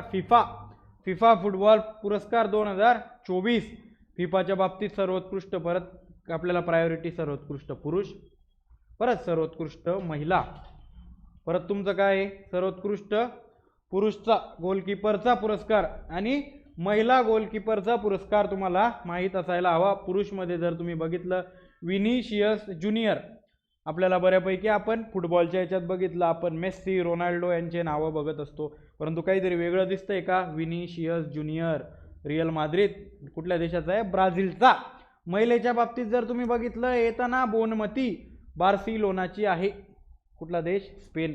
तुम्हाला मागे खेळाडू, देश आणि संघ पण विचारण्यात आलेला आहे. मला वाटतं 22च्या मेन्सच्या परीक्षेत कंबाईनच्याच कुठल्या तरी PSI STI ASO असं काही पहिला पेपरला तो विचारलेला आहे. पहिल्या पेपरला मला वाटतं कंबाईनच्या 22ला, की एक प्लेअर दिला, तो कुठल्या संघाचा आहे, अशा पद्धतीने प्रश्न विचारला गेला होता. तर तुम्हाला तशा पद्धतीने विचारलं जाऊ शकतं. एतना बोनमती महिलांमध्ये जर तुम्ही बघितलं तर पुरुष गोलकीपर कोणी? एमिलियानो मार्टिनेज, ॲस्टन विला संघ अर्जेंटिनाचा तो आहे. आणि महिला गोलकीपरमध्ये बघितलं अलिसा नेहर, शिकागो रेड स्टारकडून खेळते, अमेरिकेची आहे.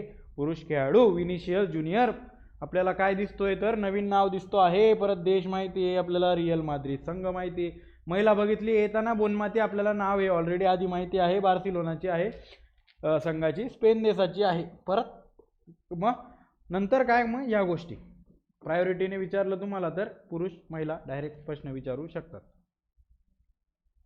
नंतर UNEP चॅम्पियन ऑफ द अर्थ सन्मान काल महत्वाचा आहे तर डॉक्टर माधव गाडगीळ जीवनगौरव श्रेणीमध्ये, महाराष्ट्रातील व्यक्ती डॉक्टर माधव गाडगीळ जीवनगौरव श्रेणीमध्ये UNEPचा champion of the United Nation Environment प्रोग्रामचा चॅम्पियन ऑफ द अर्थ पुरस्कार मिळालेला आहे, म्हणून लक्षात ठेवत आहोत. नंतर 67वा ग्रामी माहिती आहे आपल्याला, संगीताच्या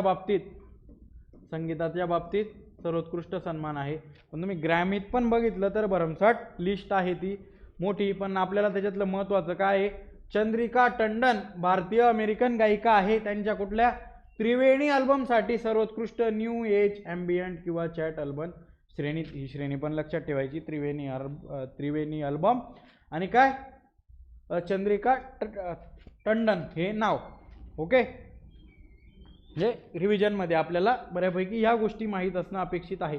टाइम मासिक वुमेन ऑफ द इयर कोण आहे तुमच्या? पौर्णिमा देवी बर्मन भारतीय जीवशास्त्रज्ञ व वन्यजीव संवर्धक आहेत. परत कुठल्या राज्याच्या आहेत त्या? आसामच्या आहेत. जी Time women of the year Time मासिकाने यादी 13 महिलांची यादी प्रकाशित केलेली होती. तर 13 महिलांच्या यादीत तुम्ही बघितलं तर एकमेव भारतीय महिला ह्या पौर्णिमा देवी बर्मन आहेत. त्यांना जो ग्रीन ऑस्कर आपला म्हटला जातो, ग्रीन ऑस्कर पर्यावरणातला कुठला आहे तो? गोल्ड व्हिटले अवॉर्ड पण त्यांना मिळालेला आहे. परत त्यांना काय तुमचं जो हरगिला पक्षी असतो तुमचा, हरगिला पक्षी, त्याचं संवर्धन त्यांनी केलेलं आहे. हरगिला म्हणजे माळढोक पक्षासारखा एक पक्षी तिकडं आसाम राज्यात, तर त्या पक्षाच्या संवर्धनासाठी तो नामशेष होत चाललेला होता, तर त्याच्या संवर्धनासाठी त्यांनी काम केलेलं आहे.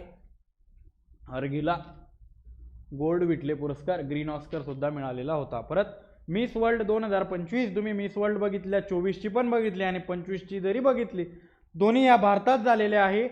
तर आत्ताची हैदराबादमध्ये 25वी झालेली आहे. तर कोण जिंकलंय? थायलंडच्या ओपल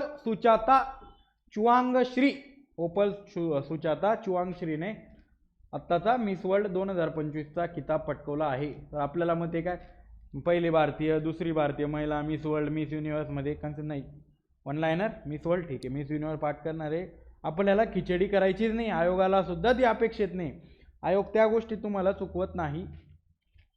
ओके, परत BCC sports woman of the year one लायनरमध्ये टाकून दिला यावर्षीचा मनू भाकर यांना मिळालेला आहे, पिस्तूल नेमबाज. नंतर WTA वर्ल्ड टेनिस असोसिएशन, टेनिसच्या बाबतीत वर्ल्ड टेनिस असोसिएशनचा कुठला पुरस्कार आहे? WTA player of the year कोणाला मिळालेला आहे? तर आर्यना सबालेंका कुठल्या देशाची? बेलारूसची अरेना सबालेंका बेलारूसची आहे, WTA वर्ल्ड टेनिस असोसिएशनचा. नंतर पुरस्कार मिळवण्याची तिची ही पहिलीच वेळ आहे. WTA नुसार तिने 2 ग्रँड स्लॅम जेतेपद जिंकून वर्षाच्या अखेरीस विक्रम अव्वल केला. ही गोष्ट महत्त्वाची नाही. तर WTAचा प्लेअर ऑफ द इयर कोणाला मिळाला? तर अरेना सबालेंका. कुठल्या देशाची? तर बेलारूस. हे आपल्यासाठी महत्त्वाचं आहे. परत टाइम पर्सन ऑफ द इयरवरती तुम्हाला प्रश्न तयार होतो तुमचा, की जेव्हा इलॉन मस्क यांना तो मिळालेला होता, इलॉन मस्क, त्यावेळी परीक्षेत तशा पद्धतीने प्रश्न आलेला होता. तर त्या बाबतीत तुम्हाला मग माहीत पाहिजे की डोनाल्ड ट्रम्प यांना यावर्षीचा time person of the year 24 मिळालेला आहे. म्हणजे हा दुसऱ्यांदा त्यांना मिळालेला आहे. तेव्हा ते 14ला तिथे निवडून आलेले होते. त्याच्यानंतर तुम्हाला 16ला त्यांना हा सन्मान मिळालेला आहे. नंतर टाइम मासिकाचे इतर पुरस्कार तुम्ही बघितलं तर ॲथलीट ऑफ द इयर असतो, CEO ऑफ द इयर असतो. तर त्या बाबतीत पण आपल्याला ॲथलीट ऑफ द इयरमध्ये कोण आहे? कॅटलिन क्लार्क, महिला बास्केटबॉलपटू आहे अमेरिकेची. जर तुम्ही CEO ऑफ द इयर बघितलं तर लिसा सू कुठलं? ॲडव्हान्स मायक्रो डिव्हायसेस या सेमीकंडक्टर कंपनीची ती CEO आहे. आणि time icon of the year म्हटलं, आयकॉन ऑफ द इयर म्हटलं तर एल्टन जॉन, ब्रिटिश गायक तो आहे. मेन म्हणजे अशा स्वरूपाचे टाइम मासिकाचे. वुमेन ऑफ द इयरमध्ये आपण काय बघितलं? 13 महिलांच्या यादीतील एकमेव भारतीय महिला पौर्णिमा देवी बर्मन. 24चा ग्रीन ऑस्कर म्हणून ओळखला जाणारा विटले त्यांना मिळालेला आहे. नंतर IMO समुद्रातील अपवादात्मक शौर्यासाठी पुरस्कार 2024 कोण आहेत विजेते? कॅप्टन अविलाश राऊत. तांबड्या समुद्रातील बचाव मोहिमेत दाखवलेल्या असाधारण धैर्यासाठी captain Avilash Raut. IMO Indian meteorological ऑर्गनायझेशनच्या समुद्रातील अपवादात्मक शौर्यासाठी जे बचाव कार्य असतात, सायक्लोन येतो किंवा तुमचं चक्रीवादळ येत असतं, तर त्या बाबतीत तशा पद्धतीच्या मोहिमा राबवल्या जातात, तेव्हा कॅप्टन अविलाश रावत यांना हा पुरस्कार मिळालेला आहे. इंदिरा गांधी शांतता पुरस्कार 2024 कोणाला मिळालेला आहे? Michelle Bachelet. कुठल्या देशाच्या आहेत? तर चिलीच्या माजी पंतप्रधान राहिलेला आहे, माजी अध्यक्षा राहिलेल्या आहेत मिशेल बॅचलेट. UN वुमेनच्या पहिल्या महिला संचालक सुद्धा राहिलेल्या आहेत. त्याच्यामुळे महत्त्वाचं आहे इंदिरा गांधी शांतता पुरस्कार. परत तुम्ही बघितलं तेन्झिंग नॉर्वे राष्ट्रीय साहस पुरस्कार 2023. म्हणजे काही काही पुरस्कार जुने आत्ताच दिले जातात म्हणून करंटमध्ये ते असतात. आपल्याला वाटतं 2 वर्षापूर्वीचं 4 वर्षापूर्वीचं करंट विचारलेलं आहे. जर तुम्ही महत्त्वाचं म्हटलं तर उमेश झिरपे जीवनगौरव श्रेणीत त्यांना हा पुरस्कार मिळालेला आहे. परत तुम्ही जमीन, पाणी आणि हवेच्या बाबतीत 3 ॲडव्हेंचरस जे असतात, जमीन, पाणी, हवा, तर या बाबतीत तो पुरस्कार देण्यात येतो. उदय कुमार यांना जमीन बाबतीत बिहार, जिथीन मलईकुथ्थट विजयन यांना हवा, तर केरळ राज्याचे सयानी दास पाणी पश्चिम बंगालच्या आहेत. ओके. जिब्राल्टर ही समुद्रधुनी ओलांडली होती, त्याच्यामुळे तिथं त्यांना साहस पुरस्कार देण्यात आलेला आहे. बऱ्यापैकी आपण ते तेन्झिंग नॉर्वेच्या बाबतीत बघतो, बऱ्यापैकी जे माउंटेन वगैरे ते चढतात हिमालयात वगैरे, त्यांना पुरस्कार तो दिला गेला आहे. मागे वाचण्यात आलं असेल तर हवा, पाणी आणि जल. परत उमेश झिरपे का महत्त्वाचे तर महाराष्ट्रातील आहेत आणि त्या बाबतीत त्यांना जीवनगौरव पुरस्कार मिळालेला आहे. परत बुकर, तेव्हाच मी सांगितलं होतं आंतरराष्ट्रीय बुकर जेव्हा आपण बघत होतो, समंता हार्वे यांचं मी नाव घेतलेलं होतं, ऑर्बिटल या त्यांच्या पुस्तकासाठी बघितलेलं होतं नोव्हेंबर 2024. तेव्हा 24मध्ये तो बुकर जाहीर झाला आणि आंतरराष्ट्रीय बुकर आत्ता मागे मला वाटतं जून-जुलैमध्ये काहीतरी जूनमध्ये आलेला आहे, बानू मुश्ताक यांचा हार्टलॅम्पसाठीचा. परत रोहिणी नय्यर पुरस्कार कशासाठी दिला जातो? तुमच्या ग्रामीण विकासासाठी, ग्रामीण विकासाच्या सर्वोत्कृष्ट योगदानाबद्दल दिला जातो. कोणाला मिळालेला आहे? 28 वर्षीय अनिल प्रधान यांना. ओडिशातील सामाजिक कार्यकर्ते व इंजिनियर आहेत. बरोबर. सखारोव पुरस्कार असतो तुमचा. सखारोव पुरस्कार ही युरोपियन युनियनची संसद देत असते, तर त्या बाबतीत त्यांनी कोणाला दिलेला आहे? म्हणजे मानवतावादी, पीस, शांतता या बाबतीसाठी तो पुरस्कार देण्यात येतो. की कोण? मारिया कोरिना मचाडो एक आणि एडमंडो गोंझालेस उरुतिया, हे 2 लोक आहेत. ठीक आहे, 2 लोक आहेत. कुठले ते? व्हेनेझुएलामध्ये लोकशाही प्रस्थापित करण्यासाठी हे आत्ता तिथले निवडून आलेले आहेत. व्हेनेझुएलाचे अध्यक्ष झाले एडमंडो गोंजालेज उरुतिया आणि हे विरोधी पक्ष नेते होते. म्हणजे दोघांनी मिळून ते लोकशाहीच्या पद्धतीने लोकशाही तिथं प्रस्थापित ठेवलेली आहे. त्याच्यामुळे दोघांना तिथे पुरस्कार देण्यात आलेला आहे. पुरस्कार गंभीर राजकीय आणि आर्थिक आव्हानांमध्ये व्हेनेझुएलामध्ये लोकशाही आणि स्वातंत्र्य पुनर्संयोजित करण्यासाठी त्यांच्या अथक प्रयत्नांना मान्यता देतो. सकारार्ह पुरस्कार कोणाला मिळालेला? व्हेनेझुएलाच्या बाबतीत आहे, 2 जण आहेत. ही गोष्ट आपल्याला प्रायोरिटीने माहीत असायला पाहिजे. परत तुम्ही जर बघितलं तुमचं काय नोबेल महत्त्वाचे आहेत का? तर खूप महत्त्वाचे आहेत. नोबेलच्या बाबतीत जर तुम्ही बघितलं तर रसायनशास्त्रातले हे आपल्याला अशा पद्धतीने तुम्हाला रसायनशास्त्राच्या बाबतीत प्रश्न ऑलरेडी विचारलेला होता. डेव्हिड बेकर, डेमिस हसाबीज आणि John Jumper. Okay, John M Jumper. अशा पद्धतीने तुम्हाला पुरस्कार आणि विषय कशासाठी मिळाला आहे. तुम्ही बघितलं जॉन जे हफिल्ड आणि जेफ्री हिंटन भौतिकशास्त्राच्या बाबतीत मिळालेला आहे. कृत्रिम न्यूरल नेटवर्कसह मशीन लर्निंग, आता आपण पाहतो आर्टिफिशियल इंटेलिजन्स, मशीन लर्निंग, तर त्या बाबतीत मूलभूत शोधसाठी मिळालेला आहे. रसायनशास्त्रातला ऑलरेडी प्रश्न विचारलेला आहे. संगणकीय प्रथिने डिझाईनसाठी आणि प्रथिने संरचना अंदाजासाठी. औषधच्या बाबतीत जर तुम्ही बघितलं व्हिक्टर ॲम्ब्रोस आणि गॅरी रुकुन मायक्रो आरएनएचा शोध त्यांनी लावलेला आहे. हानकांग हे महत्त्वाचं आहे आपल्यासाठी. हानकांग. ओके, तर साहित्याच्या बाबतीत हानकांग यांना तो मिळालेला आहे. पहिल्या कोरियन आणि पहिल्या आशियाई महिला त्या ठरलेल्या आहेत, म्हणून महत्त्वाचा ठरतो हानकांग. ऐतिहासिक दुखापतींना तोंड देणाऱ्या आणि मानवी जीवनाची नाजूकता उघड करणाऱ्या तिच्या तीव्र काव्यात्मक गद्यासाठी हा पुरस्कार देण्यात आलेला आहे. हानकांग कुठल्या आहेत त्या? साऊथ कोरिया, दक्षिण कोरियाच्या आहेत. नंतर हे यावर्षीचा शांतता पुरस्कार कोणाला मिळालेला आहे? तर निहोन हिंडांक्यो शांतता. अण्वस्त्र मुक्त जग साध्य करण्याच्या त्यांच्या प्रयत्नासाठी आणि साक्षीदारांच्या साथीने सिद्ध केल्याबद्दल की अण्वस्त्रे पुन्हा कधीही वापरली जाऊ शकत नाही. शांतता आहे बाबा, अण्वस्त्रे वापरायची नाहीत. परत अर्थशास्त्राच्या बाबतीत संस्था कशा तयार होतात आणि समृद्धीवर कशा परिणाम करतात याच्या अभ्यासासाठी कोणाला दिलाय? डॅरॉन ओसेमोग्लू, सायमन जॉन्सन आणि जेम्स ए रॉबिन्सन. डायरेक्ट 3 लोक एकाच वाक्यात ते देतात, त्याच्यामुळे ते सुद्धा आपल्याला माहीत असायला पाहिजे की बाबा कोणाला हा पुरस्कार मिळालेला आहे.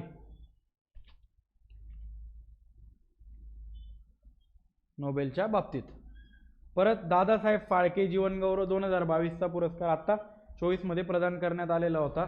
मिथुन चक्रवर्ती. जर तुम्ही आत्ता 55वा कालपर्वाकडे न्यूज बघत असाल, जेव्हा राष्ट्रीय पुरस्कार तुमचे प्रदान करण्यात आले त्यावेळी तुमचे हा जो होता 55वा दादासाहेब फाळके अवॉर्ड तर कोणाला मिळालेला आहे? हा मोहनलाल मला वाटतं मल्याळम सिने अभिनेते आहेत, त्यांना 55वा राष्ट्रीय पुरस्कार त्या ठिकाणी जीवनगौरव पुरस्कार त्या ठिकाणी देण्यात आलेला आहे. राष्ट्रीय पुरस्कारांचा जो कार्यक्रम झाला त्याच्यामध्ये. परत तुम्ही बघितलं तर इस्रोचे अध्यक्ष एस सोमनाथ यांना चंद्रयान 3 साठी IIF वर्ल्ड स्पेस अवकाश पुरस्कार 2024 प्रदान करण्यात आला. 24चा. परत 25चा कोणाला केला? जेफ बेझोस यांना, अमेझॉनचे प्रमुख. तर त्यांनी पण अमेझॉन ते सॅटेलाईट वगैरे त्याच्या क्षेत्रात ब्ल्यू ओरिजिन वगैरे कंपनी त्यांची आहे, तर त्या स्वरूपात त्यांनी तशा गोष्टी त्या आता सॅटेलाइट्स वगैरे प्रायव्हेट उपग्रह लॉन्च करणे अशा गोष्टी करत असतात ब्ल्यू ओरिजिन. तर राष्ट्रीय जल पुरस्कार जर तुम्ही बघितले तर 38 श्रेण्यांमध्ये एवढं दिलेलं आहे. तर एवढ्या गोष्टी आपण पाठ करणार आहे का? तर नाही. फक्त प्रथम राज्य कोणतं आलेलं आहे तुमचं? ओडिसा. सर्वोत्कृष्ट जल पुरस्कारांमध्ये ओडिसा प्रथम आहे. या पद्धतीने आपल्याला माहीत पाहिजे. मिस इंडिया 2024 विजेती निकिता पोरवालबास. नंतर नेपाळच्या उर्मिला चौधरी. उर्मिला चौधरी लवकर आपल्या नाव लक्षात येत नाहीत. कुठल्या देशाच्या आहेत तर त्या नेपाळच्या आहेत. तर त्यांना काय मिळालेलं आहे तर जागतिक वंशवाद विरोधी चॅम्पियनशिप पुरस्कार, जागतिक वंशवाद विरोधी चॅम्पियनशिप पुरस्कार मिळालेल्या उर्मिला चौधरी या कोणत्या देशाच्या नागरिक आहेत, अशा स्वरूपाचा सुद्धा प्रश्न तुम्हाला विचारला जाऊ शकतो. त्याच्यामुळे देश पण तुम्हाला माहीत पाहिजे. नंतर ई गव्हर्नन्स मधील अनुकरणीय योगदान आणि नवोपक्रमांना मान्यता देऊन 10 सुवर्ण 6 रौप्य आणि 3 झिरो पुरस्काराची निवड. आपल्याला एवढे पाठ करणार आहेत का आपण, तर आपल्यासाठी का महत्त्वाचं आहे, रोहिणी ग्रामपंचायत जी धुळ्यात जिल्ह्यात आहे, महाराष्ट्रातील आहे, तिला पुरस्कार ई गव्हर्नन्ससाठी मिळालेला आहे. त्याच्यामुळे आपल्याला तिथं वेगवेगळ्या ग्रामपंचायत देऊ शकतात. महाराष्ट्रातली आहे, ई गव्हर्नन्समधील अनुक्रिय योगदानांसाठी आहे, त्याच्यामुळे तिला पुरस्कार मिळाला आहे, एवढं लक्षात ठेवायचं. परत पर्यटन गावांमध्ये बेस्ट टुरिझम विलेज अवॉर्डमध्ये आपण 8 श्रेणी 36 गावे, पण आपल्यासाठी महत्त्वाचं काय, रत्नागिरीतलं आपलं कुठलं कर्दे गावाला याच्यात ते पर्यटन गाव बेस्ट टुरिझम विलेज अवॉर्डमध्ये त्याला पुरस्कार जो आहे तो मिळालेला आहे. नंतर पहिला विज्ञान रत्न पुरस्कार, विज्ञान रत्न पुरस्कार 11 मे आपल्याला माहिती आहे राष्ट्रीय विज्ञान दिन आपला त्या दिवशी असतो, बरोबर. तर त्या दिवशी पुरस्कार जाहीर झाले. तर विजेते कोण आहे विज्ञान रत्नचे, गोविंदराज पद्मनाभन, गोविंदराज पद्मनाभन. 4 श्रेणींमध्ये जसे आपले पद्म पुरस्कार आहेत ना, पद्मश्री, पद्मभूषण, पद्मविभूषण, त्याच पद्धतीने आता हा विज्ञान रत्न पुरस्कार दिले जाणार आहेत की विज्ञान रत्न, विज्ञान श्री, विज्ञान टीम, शांती स्वरूप भटनागर युवा सायंटिस्टसाठी, तशा पद्धतीने. तर तुम्हाला गोविंदराज पद्मनाभन लक्षात ठेवायचं आहे. जर तुम्ही आता महाराष्ट्र राज्य चित्रपट पुरस्कार, याच्यात एक गोष्ट सांगतो, महाराष्ट्र राज्य चित्रपट पुरस्कारामध्ये जसे आपले राष्ट्रीय पुरस्कार आहे चित्रपट पुरस्कार, आता ह्या गोष्टी मी पण वाटलं, याच्यात पण 60वा राष्ट्रीय पुरस्कार आणि 61वा एक साथच ते देण्यात आलेले आहेत आणि त्याच्यात भरमसाठ मोठ्या लिस्ट आहे. मला वाटत नाही की महाराष्ट्र राज्याच्या चित्रपटांवरती तसा पद्धतीने प्रश्न येईल. प्रश्न कशा पद्धतीने येऊ शकतो तर विशेष पुरस्कारांच्या संदर्भात तुम्हाला प्रश्न येऊ शकतो. विशेष पुरस्कार की जे मिळालेले आहेत. आता तुम्ही बघितलं असेल अभिनेत्री काजोल, राज कपूर विशेष योगदान पुरस्कार, त्यावरती टी व्हीवरती पण होतं की ते गाजलेलं होतं की ते हिंदीत त्यांना प्रश्न विचारलेला होता की परत मी आता हिंदीत बोलू का, असं त्या व्हिडिओमध्ये म्हणत होत्या. तर त्या बाबतीत काजोल महत्त्वाचा आहे. परत जीवनगौरवमध्ये अनुपम खेर यांना मिळालेलं आहे. व्ही शांताराम विशेष योगदानमध्ये मुक्ता बर्वे आणि जीवनगौरव पुरस्कार दिग्दर्शकच्या श्रेणीमध्ये महेश मांजरेकर यांना, गायिका लता मंगेशकर पुरस्कार मिळालेला आहे पंडित भीमराव पांचाळे. 60 आणि 61 तुम्ही बघितलं तर त्याच्यात इतकं कन्फ्युजन आहे की धर्मवीरसाठी मिळालेलं आहे का 60-61 साठी किंवा काय, तर त्या गोष्टी वाचून त्याच्यावरती प्रश्न तयार होईल असं मला तरी वैयक्तिक वाटत नाही. त्याच्यामुळे मी तो कंटेंट टाकलेला नाही तर भरमसाठ वाचत सुटायचं फक्त, त्याला काही अर्थ नाही. प्रत्येक गोष्टीला काहीतरी बेस पाहिजे, मागचे प्रश्न नीट बघितलेले पाहिजे की या गोष्टीवरती तयार होऊ शकतो का बाबा, तयार होऊ शकत नाही का. तर त्या बाबतीत मग ते मला वैयक्तिक वाटत नाही की त्याच्यावरती प्रश्न तयार होईल. तुम्ही पण 60वे आणि 61वे याच्यात बघून बघा, म्हणजे त्या गोष्टींवरती खूप कन्फ्युजन आहे. नंतर ऑलिम्पिक ऑर्डर पुरस्कार, ऑलिम्पिक ऑर्डर पुरस्कार कोणाला मिळाला आहे तुमचा, अभिनव बिंद्रा. अभिनव बिंद्रा नेमबाज, माजी नेमबाज होते आपल्याला माहिती आहे, दुसरे भारतीय व्यक्ती ते आहेत ऑलिम्पिक ऑर्डर पुरस्कारमध्ये. नंतर तुम्ही बघितलं आता महत्त्वाचं आपले 71वे राष्ट्रीय पुरस्कार कालच ते देण्यात आलेले आहेत. आपण जो 16 तो बघितला त्याच्यामध्ये काय सर्वोत्कृष्ट चित्रपट कोणता ठरला आहे तुमचा, 12th फेल, आणि त्यात 12th फेल मधला विक्रांत मेसीला 12th फेलला सर्वोत्कृष्ट अभिनेत्याचा मिळाला आहे. त्याचबरोबर शाहरुख खानला जवानसाठी सर्वोत्कृष्ट अभिनेत्याचा पुरस्कार मिळालेला आहे. जर तुम्ही सर्वोत्कृष्ट दिग्दर्शन बघितलं तर कोण आहे तुमचे, सुदीप्तो सेन, द केरला स्टोरी जी मूवी आहे तर त्याच्यासाठी दिग्दर्शनाचा पुरस्कार मिळालेला आहे. अभिनेत्री बघितलं तर Rani Mukerji, Rani Mukerji Mrs Chatterjee versus Norway, मला वाटतं राणी मुखर्जीच्या आयुष्यातला पहिलाच हा राष्ट्रीय पुरस्कार ठरलेला आहे असं काहीतरी वाचण्यात आलेलं होतं. तुम्ही कन्फर्म करून घ्या की राणी मुखर्जी यांना मिसेस चॅटर्जी वर्सेस नॉर्वे चित्रपट पण माहिती पाहिजे, तो व्यक्ती पण माहिती पाहिजे. उत्तम मनोरंजन ठरलेला लोकप्रिय चित्रपट रॉकी और राणी की प्रेम कहाणी. परत हा महत्त्वाचा आहे आपल्यासाठी की आशिष अविनाश बेंडे यांनी डायरेक्ट केलेला आत्म पॅम्फलेटला दिग्दर्शकाचा सर्वोत्कृष्ट पदार्पण याच्यासाठी पुरस्कार मिळालेला आहे. परत मराठीसाठी श्यामची आई, पुणे दिग्दर्शक सुजय डहाके आणि बालचित्रपट नाळ सुधाकर रेड्डी एकंटी. जेव्हा 2020ची राज्यसेवेची परीक्षा पूर्व झालेली होती त्याच्यात नाळलाच पुरस्कार मिळालेला होता आणि त्याचे दिग्दर्शक विचारलेलं होतं. त्यावेळी आपल्याला बऱ्यापैकी नवीन असतील किंवा काही, त्यांनी आपल्याला माहिती आहे की बाबा नागराज मंजुळे तिथं दिसत आहेत, तर नागराज मंजुळे हे उत्तर मारलेलं होतं. परंतु त्याचे दिग्दर्शक कोण आहेत तर सुधाकर रेड्डी एकंती. तर मला वाटतं ती नाळमधली छोटी मुलगी आहे, तिचं नाव मला आता माहीत नाही, की कालच तिचा व्हिडिओ बघितला की बाल कलाकारसाठी पुरस्कार मिळालेला आहे. ते सुद्धा तुम्ही याच्यात ॲड करून घ्या. सर्वोत्कृष्ट बाल चित्रपटासाठी छोटी मुलगी आहे, तिला नाळसाठी तो मिळालेला आहे. महत्त्वाचा रिव्हिजनसाठी एवढा कंटेंट. परत रॅमन मॅक्सेसे पुरस्कार, एशियाचा नोबेल म्हणतात त्याला.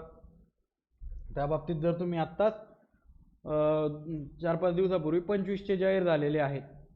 हे शाहिना अली मालदीवच्या. नंतर हे महत्त्वाचं आहे आपल्यासाठी, कुठलं एज्युकेट गर्ल्स फाउंडेशन आहे भारताचं, foundation to educating girls globally educate girls या संस्थेला मिळालेला आहे. आणि फ्लावियानो अँटोनियोल विलान्युएवा, खूप अवघड नाव आहे, फिलिपाईन्सचे आहेत. तर अशा स्वरूपात या 3 लोकांना मिळालेला आहे. जर आपण मागच्या वर्षीचा जर बघितला तर 24चे बघितले आपण, कर्मा फुंटसो भूतानचे आहेत, हयाओ मियाझाकी जपानचे आहेत, ग्रामीण डॉक्टर चळवळ थायलंडचे आहे, नंतर न्युएन थी नोक फोंग व्हिएतनामचे आहेत, फरविजा फरहान इंडोनेशियाचे आहेत. अशा बाबतीत विचारला तर जोड्या लावायला विचारू शकतो. मलाही वाटत नाही याच्यावरती पण येईल म्हणून, पण महत्त्वाचा पुरस्कार आहे, तुम्हाला माहीत असणं त्या बाबतीत अपेक्षित आहेत. त्याच्यामुळे आपण या गोष्टी टाकलेल्या आहेत. उल्लेखनीय प्रयत्न नाही केले तरी चालणार आहे की का मिळाला म्हणून. ते नोबेलच्या बाबतीत तिथपर्यंत ठीक आहे. रॅमन मॅक्सेसेच्या याच्यात फक्त ठीक आहे बाबा देश कुठला आहे काय आहे तर त्या बाबतीत तुम्हाला माहीत पाहिजे. परत ॲस्ट्रोसॅट स्पेस टेलिस्कोप आणि चंद्रयान-1 चंद्र मोहिमेसाठी प्रमुख भारतीय अवकाश कार्यक्रमांमध्ये सहभागी असलेले भारतीय खगोलशास्त्रज्ञ प्रल्हाद चंद्र अग्रवाल यांना 2024चा कॉस्पर हॅरी मॅसी पुरस्कार प्रदान करण्यात आलेला आहे. प्रल्हाद चंद्र अग्रवाल, कुठला पुरस्कार आहे? कॉस्पर हॅरी मॅसी पुरस्कार. ऑनलाईनर स्वरूपात डायरेक्ट तुम्हाला प्रश्न विचारला जाऊ शकतो. आणि 67 वयाच्या बाबतीत जे रॅमन मॅक्सेसे 25च्या बाबतीत आहेत त्या बाबतीत तुम्हाला तशा पद्धतीने प्रश्न विचारला जाऊ शकतो. ओके, तर आपण आत्ता वर्षभरातले अत्यंत महत्त्वाचे पुरस्कार बघितलेले आहेत की ज्यावरती तुमचा प्रश्न विचारला जाऊ शकतो किंवा तयार होऊ शकतो. तर आता एक पुरस्कार आपण जे मेन टॉपिक आहे ते 1 बाय 1 पूर्ण करतोय की पुरस्कारावर नंतर नियुक्ती झाला, नियुक्तीनंतर तुमचं निधन झाला, निधननंतर क्रीडा झाला, राष्ट्रीय आंतरराष्ट्रीय आणि ज्याच्यावरती प्रश्न तयार होऊ शकतो अशाच बाबतींचा आपण याच्यात समावेश करतो आहे. अल्टिमेटली तुम्ही सर्वच वर्षभर करंट वाचलं असेल, परंतु आता रिव्हिजनची वेळ आहे.